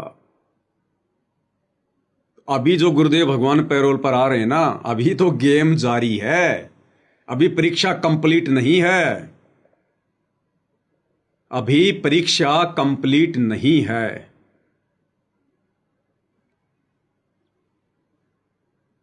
अभी तो बहुत कुछ होना बाकी है भाई और बहनों। आगे क्या कह रहे हैं परमात्मा कि विश्वास रखना, दास आपके साथ है। पिछले 8 साल से था, कुछ नहीं हुआ, और आगे भी कुछ नहीं होगा, और बहुत अच्छा होगा, और जो होगा बहुत ही अच्छा होगा। विश्वास का एक और आपके लिए पॉइंट है। तो आपसे क्या हो रहा है, हो सकता है ये ज्यादा समय नहीं रहा करे, क्योंकि ये अनहोनी है। कभी भूतो ना भोजती, वह न होगा, ऐसा हो ही नहीं सकता। लेकिन दास आपके साथ रहेगा। पहले भी था 8 साल, कोई बात नहीं हुई। बताओ किसी को कोई कमी रही है तो किसी बात। ये तो इसलिए कि आपको फिर प्रेरित करना था कि आपका दिल ना टूट जाए। आप समझ लेना, जो हो रहा है परमात्मा की कृपा से हो रहा है। आगे जो होगा उसकी रजा से होगा, और जो होगा तो अच्छा होगा, बहुत ही अच्छा होगा। दास को अपने साथ समझना, विश्वास रखना, और वो क्यों सुनो उस मालिक की महिमा। क्या कह रहे हैं गुरुदेव भगवान? दास को अपने साथ में समझना। और पिछले 8 साल से दास आपके साथ था। बताओ किसी का कुछ हुआ हो तो? जबकि पिछले 8 वर्षों में आश्रम में तो कहर टूट गए, कहर। पिछले 8 वर्षों में कोरोना आया और हजारों भक्तों की अकाल मृत्यु हुई। कितने लोग इन आश्रमों में आते जाते समय मरे, कितने लोग इन आश्रमों के निर्माण कार्य के समय सेवा करते करते मरे।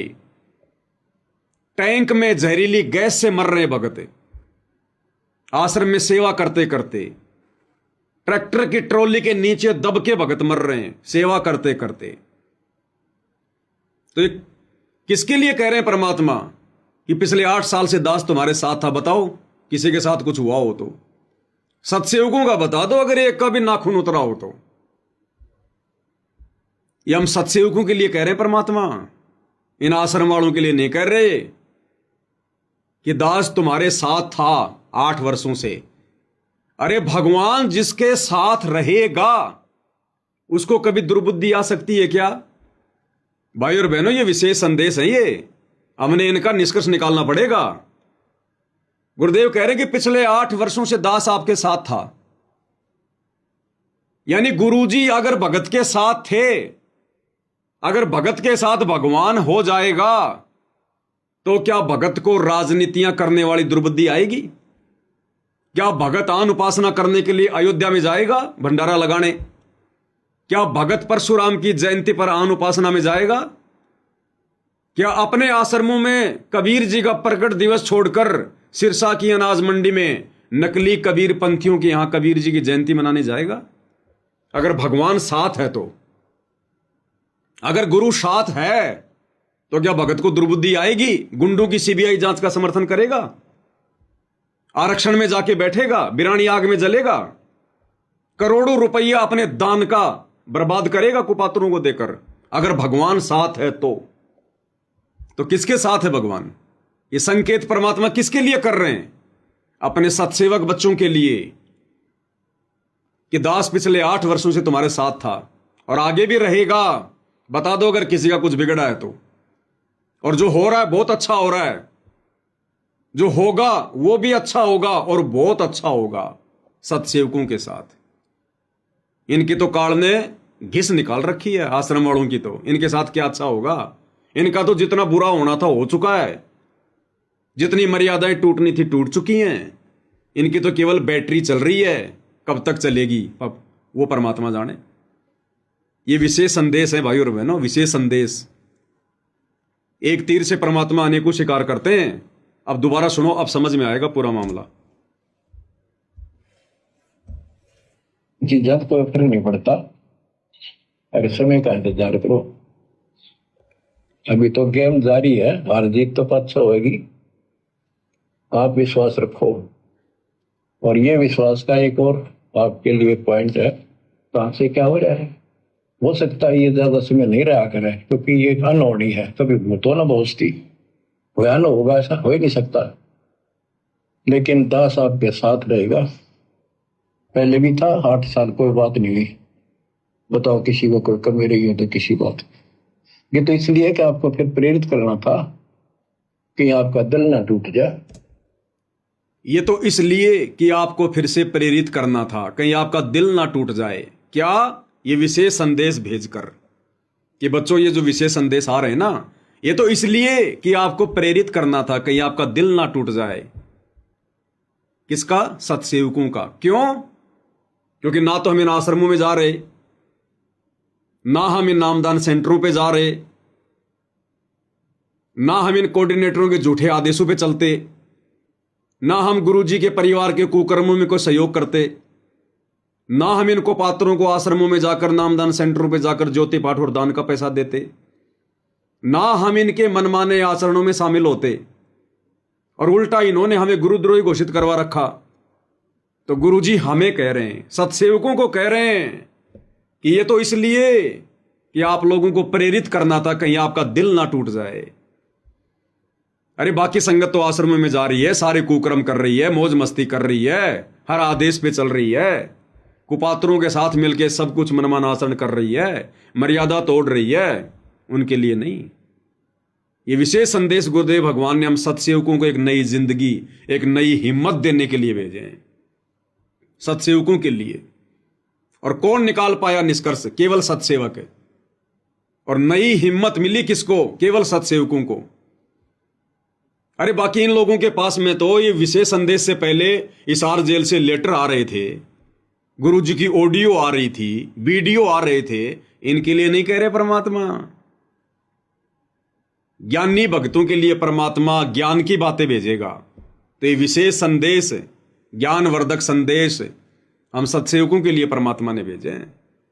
तो गुरुदेव कह रही है, दास तुम्हारे साथ में था 8 साल से, बताओ किसी कुछ हुआ हो तो, और आगे भी साथ रहेगा। अगर हम भी इसी प्रकार से मर्यादा में रहकर गुरु को परमात्मा मानकर घर को आश्रम बनाकर भक्ति करते रहेंगे तो परमात्मा पहले की तरह साथ में रहेगा। और जो जो हमारी भक्ति बढ़ेगी त्यों त्यों परमात्मा और नजदीक आएगा, हमारे संकटों का निवारण होगा, संघर्ष हमारा डाउन होता चला जाएगा, हमें दृढ़ विश्वास हो जाएगा। तो क्या कह रहे हैं परमेश्वर?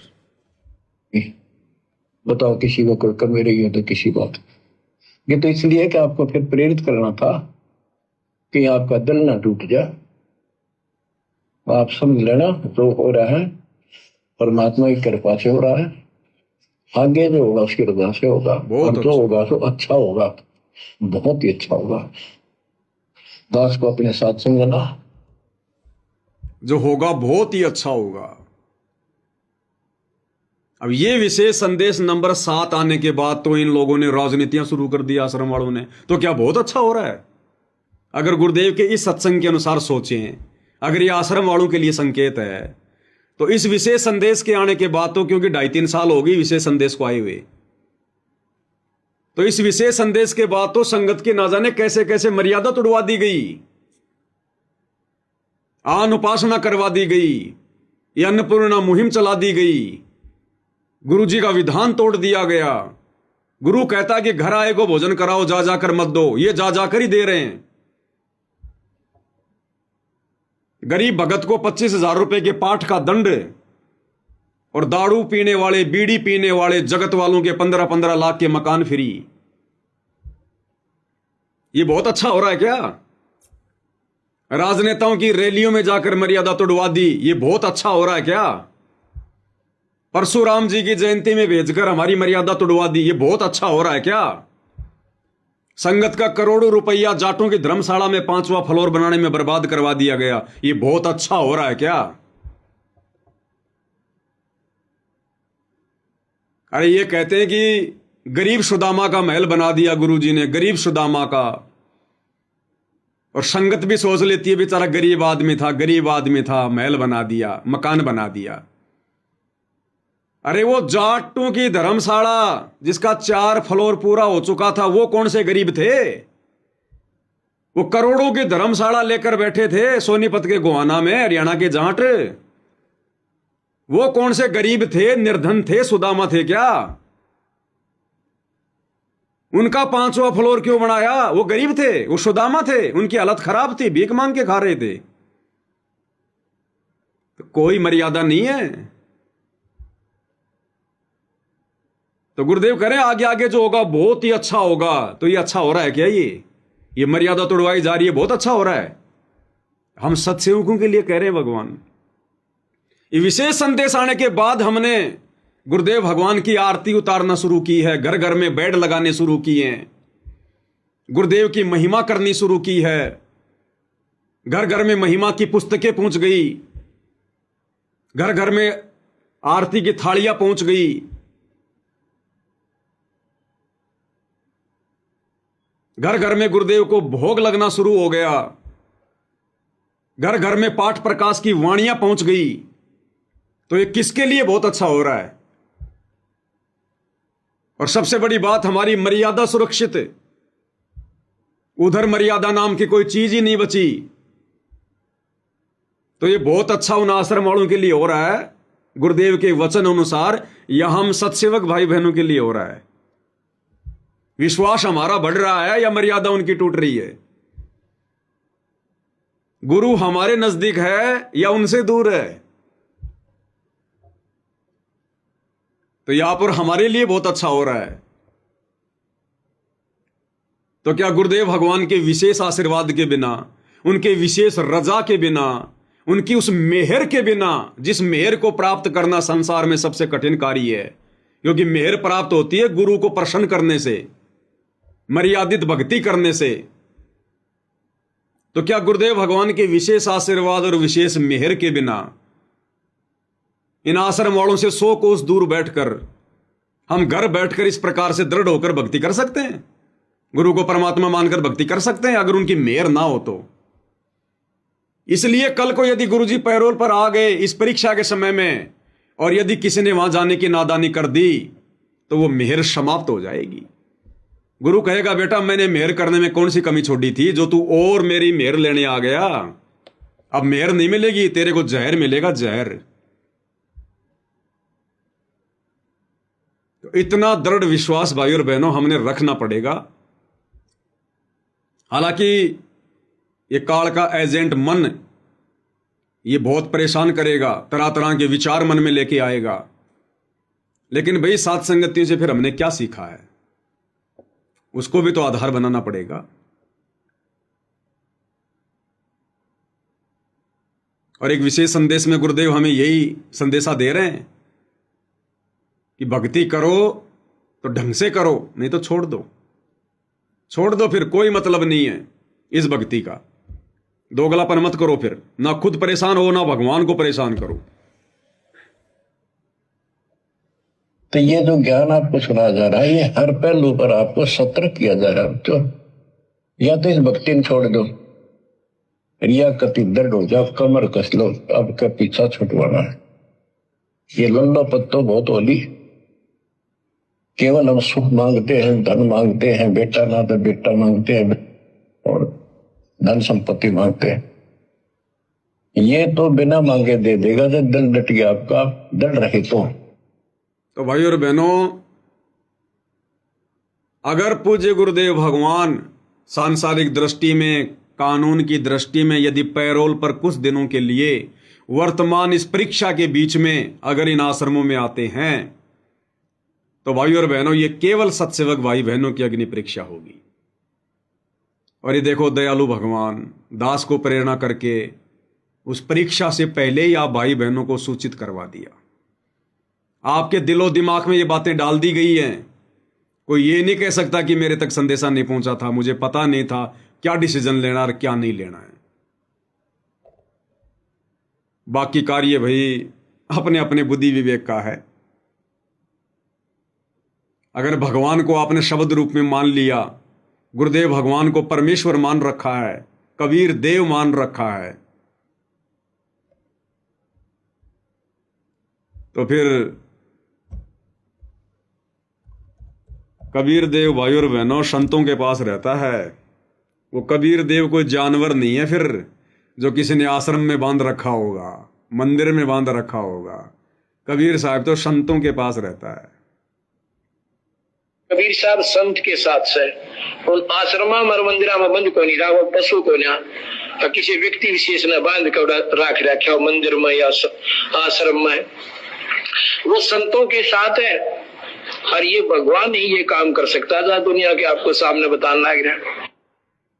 तो भाई ये फिर भक्तों के ऊपर है, क्योंकि दास ने कोई प्रमाण दिखाने में कोई कमी नहीं छोड़ी है गुरुदेव के आशीर्वाद से।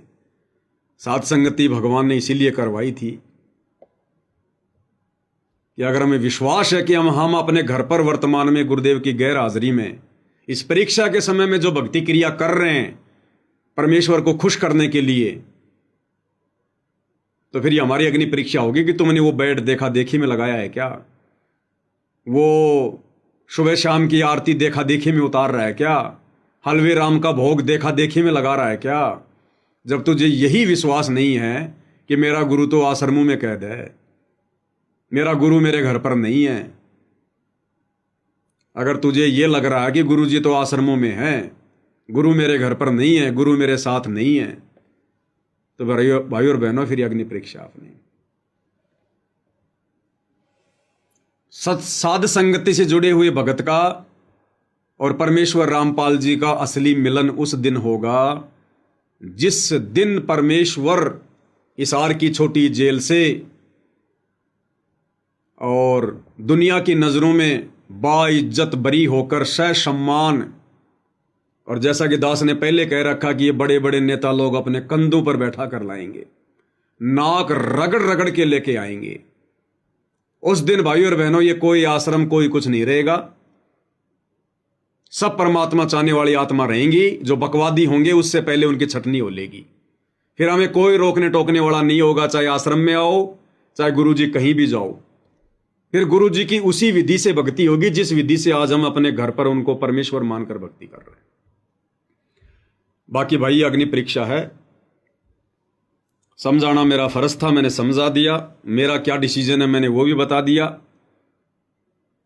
हाँ, यदि पूज्य गुरुदेव भगवान किसी भी माध्यम से यदि हम नीचों पर दया करते हैं और किसी विशेष प्रयोजन के लिए यदि गुरुदेव हमें आश्रम में बुलाना चाहेंगे, देखो इसमें बहुत सारी बातें हो जाएंगी। कई मूर्ख कहेंगे ये देखो जी अपने आप को क्या समझ रहे हैं, इतने बड़े समझ रहे हैं, ये गुरुजी बुलाएंगे इनको। अरे भैया हम तो नंगे पैरों दौड़ने को तैयार हैं, लेकिन ये विशेष परिस्थितियां हैं वर्तमान में। हमें पता इन चीजों की समझ हमें दे रखी है गुरुदेव ने, आप लोगों को नहीं है। ये आप लोगों को समझ नहीं है। तो यदि भाई और बहनों कुछ विशेष प्रयोजन के तहत यदि गुरुदेव भगवान स्वयं अपने मुख कमल से, क्योंकि आजकल तो सोशल मीडिया भाई और बहनों, आजकल तो सोशल मीडिया है, परमेश्वर लाइव आ जाएंगे, मोबाइल से लाइव आकर सूचना दे देंगे। और बहुत सारे माध्यम है, साधना टीवी पर सत्संग आता है, परमेश्वर की छोटी सी 5 मिनट की एक क्लिप चला दी जाएगी। यदि गुरुदेव भगवान हम नीचों पर दया करें, हमें यदि अपने दर्शन का सौभाग्य दें, मौका दें, तो हम अपने गुरुदेव भगवान के मुख कमल से जब तक नहीं सुन लेंगे इस परीक्षा के बीच में, ये वर्तमान समय की बात कर रहा हूं मैं, यदि पैरोल पर आते हैं तो परमेश्वर के मुख कमल से सुनकर ही और हर प्रकार से जांच के परख के कि कहीं ये कोई एआई का तो नहीं है सिस्टम, उसके बाद ही हम वहां जा सकते हैं। अन्यथा हम इन आश्रमों का मुंह भी नहीं देखेंगे, शक्ल भी नहीं देखेंगे, शक्ल भी, क्योंकि आश्रम काल के अड्डे हैं, भक्ति के अंदर नहीं है, ये काल के अड्डे हैं ये। हालांकि ऐसा मुश्किल है, ऐसा होगा नहीं भाई और बहनों, क्योंकि जबरदस्ती परमात्मा अपने बच्चों को आग में नहीं झोंकेगा। अगर खुद ही कोई आग में पड़ना चाहेगा वो बात अलग है। तो दास को परमात्मा ने कुछ प्रेरणाएं की थी, दास ने आपके सामने बता दी हैं। अगर ये किसी को काल प्रेरणा लगती है तो भाई मत मानना, मत स्वीकार करना, अपनी भक्ति करते रहो जैसा तुम्हें समझ में आ रहा है। और जिन भाइयों को लगता है कि बात तो बिल्कुल सही है, विचारणीय विषय है, तो भाई फिर अपना अपना डिसीजन आप लोगों ने, यदि परमेश्वर पैरोल पर आने की दया करते हैं तो इस अग्नि परीक्षा के समय में फिर अपना अपना डिसीजन स्वयं लेना है। मुझदास को फिर फोन भी करने की जरूरत नहीं है, और मैं तो फोन वैसे भी मैंने दोनों सिम निकाल के डाल रखी हैं। पिछले 1.5 महीने से आप लोगों ने देखा होगा मेरे फोन बिल्कुल बंद हैं। व्हाट्सएप भी मैं केवल समय समय पर देखता हूं यदि जरूरी है तो, अन्यथा मुझे पता है कि वर्तमान समय कितना कीमती है। इस समय सेवा से ज्यादा भक्ति, दिन में कम से कम 2 से 3 घंटे का सुमरण कम से कम हमारी प्राथमिकता हो जानी चाहिए। सत्सेवकों की प्राथमिकता 2 से 3 घंटा सुमरण कम से कम, और बाकी तो मर्यादा तोड़ने की हमने सोचनी भी नहीं है। फालतू के लोगों के साथ में उठना बैठना हंसी मजाक करना, ये तो अब शौपन में भी नहीं होना चाहिए। बाकी अपना सत्संग सुनना, अपनी मेहनत मजदूरी करना, उसमें भी परमात्मा को याद करना, सत्संग सुनते सुनते करना, या अपना मंत्र जाप करना, या वैसे कोई चिंतन मनन करना, और कम से कम 2 से 3 घंटे सुमरण परमात्मा का। और फिर समय मिले तो सतगुरु की महिमा, यानी सोने के अलावा हमारा जितना भी समय है वो परमेश्वर के इर्द गिर्द होना चाहिए। वर्तमान में हमने सतगुरु को 1 सेकंड के लिए भी अपने से दूर नहीं करना, 1 सेकंड के लिए भी। ये हमारा सुमरण हमारा सतगुरु है, ये सतगुरु महिमा हमारा सतगुरु है, ये सत्संग सुनना हमारा सतगुरु है, ये चिंतन मनन करना हमारा सतगुरु है। तो ये जो विकट समय चल रहा है वर्तमान में, काल का कहर जो टूट रहा है, जो टूटने वाला है देश दुनिया पर, जो युग परिवर्तन का समय है, हमने एक पल के लिए भी अपने सतगुरु को अपने से दूर नहीं करना, एक पल के लिए भी। यदि जरा भी बकवाद मन में आई तो बकवाद जहां आ गई वहां सतगुरु नहीं टिकता, वहां सतगुरु नहीं रहेगा फिर। इसलिए दास ज्यादा महत्व वर्तमान में विशेष तौर पर भक्ति को दे रहा है। इस भक्ति से ही हमारी बात बनेगी। आज जो हमारे को ये सद्बुद्धि भी आ रही है ना, इस धर्म संकट की स्थिति में जो ये निर्णय हम ले रहे हैं, ये भी भक्ति के कारण है। भक्ति के कारण सतगुरु उसी पे दया करता है जो भक्ति करता है, मर्यादित भक्ति। तो असली धन हमारा यही है भाई और बहनों। बाकी तो ये परमात्मा है, ये कोई आश्रमों में कैद नहीं रहता, मंदिरों में कैद नहीं रहता है। परमात्मा कहते हैं पहुंचूंगा क्षण एक में जन अपने के काज। तो हिसार जेल में रहते रहते भी तो परमात्मा पिछले 10 साल से हमारे साथ है। तो जेल से अगर आश्रम में आ जाएंगे तो हमारे साथ नहीं रहेंगे क्या? ये तो हमारे विश्वास की बात है। और जब परमानेंट आ जाएंगे तब हम परमानेंट चले जाएंगे, तब हम भी परमानेंट चले जाएंगे, दौड़ के चले जाएंगे। फिर जैसे भी आदेश होंगे मालिक के, जहां भी जाने के आदेश होंगे, फिर हम नहीं देखेंगे कि ये कौन सा आश्रम है, कौन सा क्या, कुछ नहीं। उस समय केवल हमें सतगुरु दिखाई देगा, सतगुरु। और उस समय फिर कोई रोक टोक, कोई बाधा नहीं होगी किसी प्रकार की। हमसे पहले लोग वहां पर आरती की थाली लेकर खड़े होंगे अपने सतगुरु की आरती उतारने के लिए, हमसे पहले। क्योंकि परमात्मा आने के बाद में ये पंचायत लेके नहीं बैठेगा कौन सही है कौन गलत है। वो निर्णय उस समय, जब परीक्षा समाप्त तो निर्णय भी समाप्त। परीक्षा एंड उसी समय होती है जब बिल्कुल सब कुछ क्लियर हो जाता है। अगर क्लियर ही नहीं हुआ तो फिर परीक्षा कहां समाप्त हुई। लेकिन वर्तमान अग्नि परीक्षा में भाई और बहनों अपनी भक्ति बचानी है तो बहुत सारे डिसीजन लेने पड़ेंगे, बुद्धि विवेक से सोच समझ कर। जल्दबाजी में फैसले बहुत बड़ा नुकसान पहुंचा देंगे। तो आज की सतगुरु महिमा में साथ संगति में केवल इतना ही। परमेश्वर हम सबको सद्बुद्धि बख्शे, आशीर्वाद दे, मार्गदर्शन करे परमात्मा। इन विकट परिस्थितियों में, धर्म संकट की स्थिति में हम डगमग ना हो, हमारा विश्वास दृढ़ रहे। बंदी छोड़ सतगुरु रामपाल जी परमेश्वर जी की जय हो।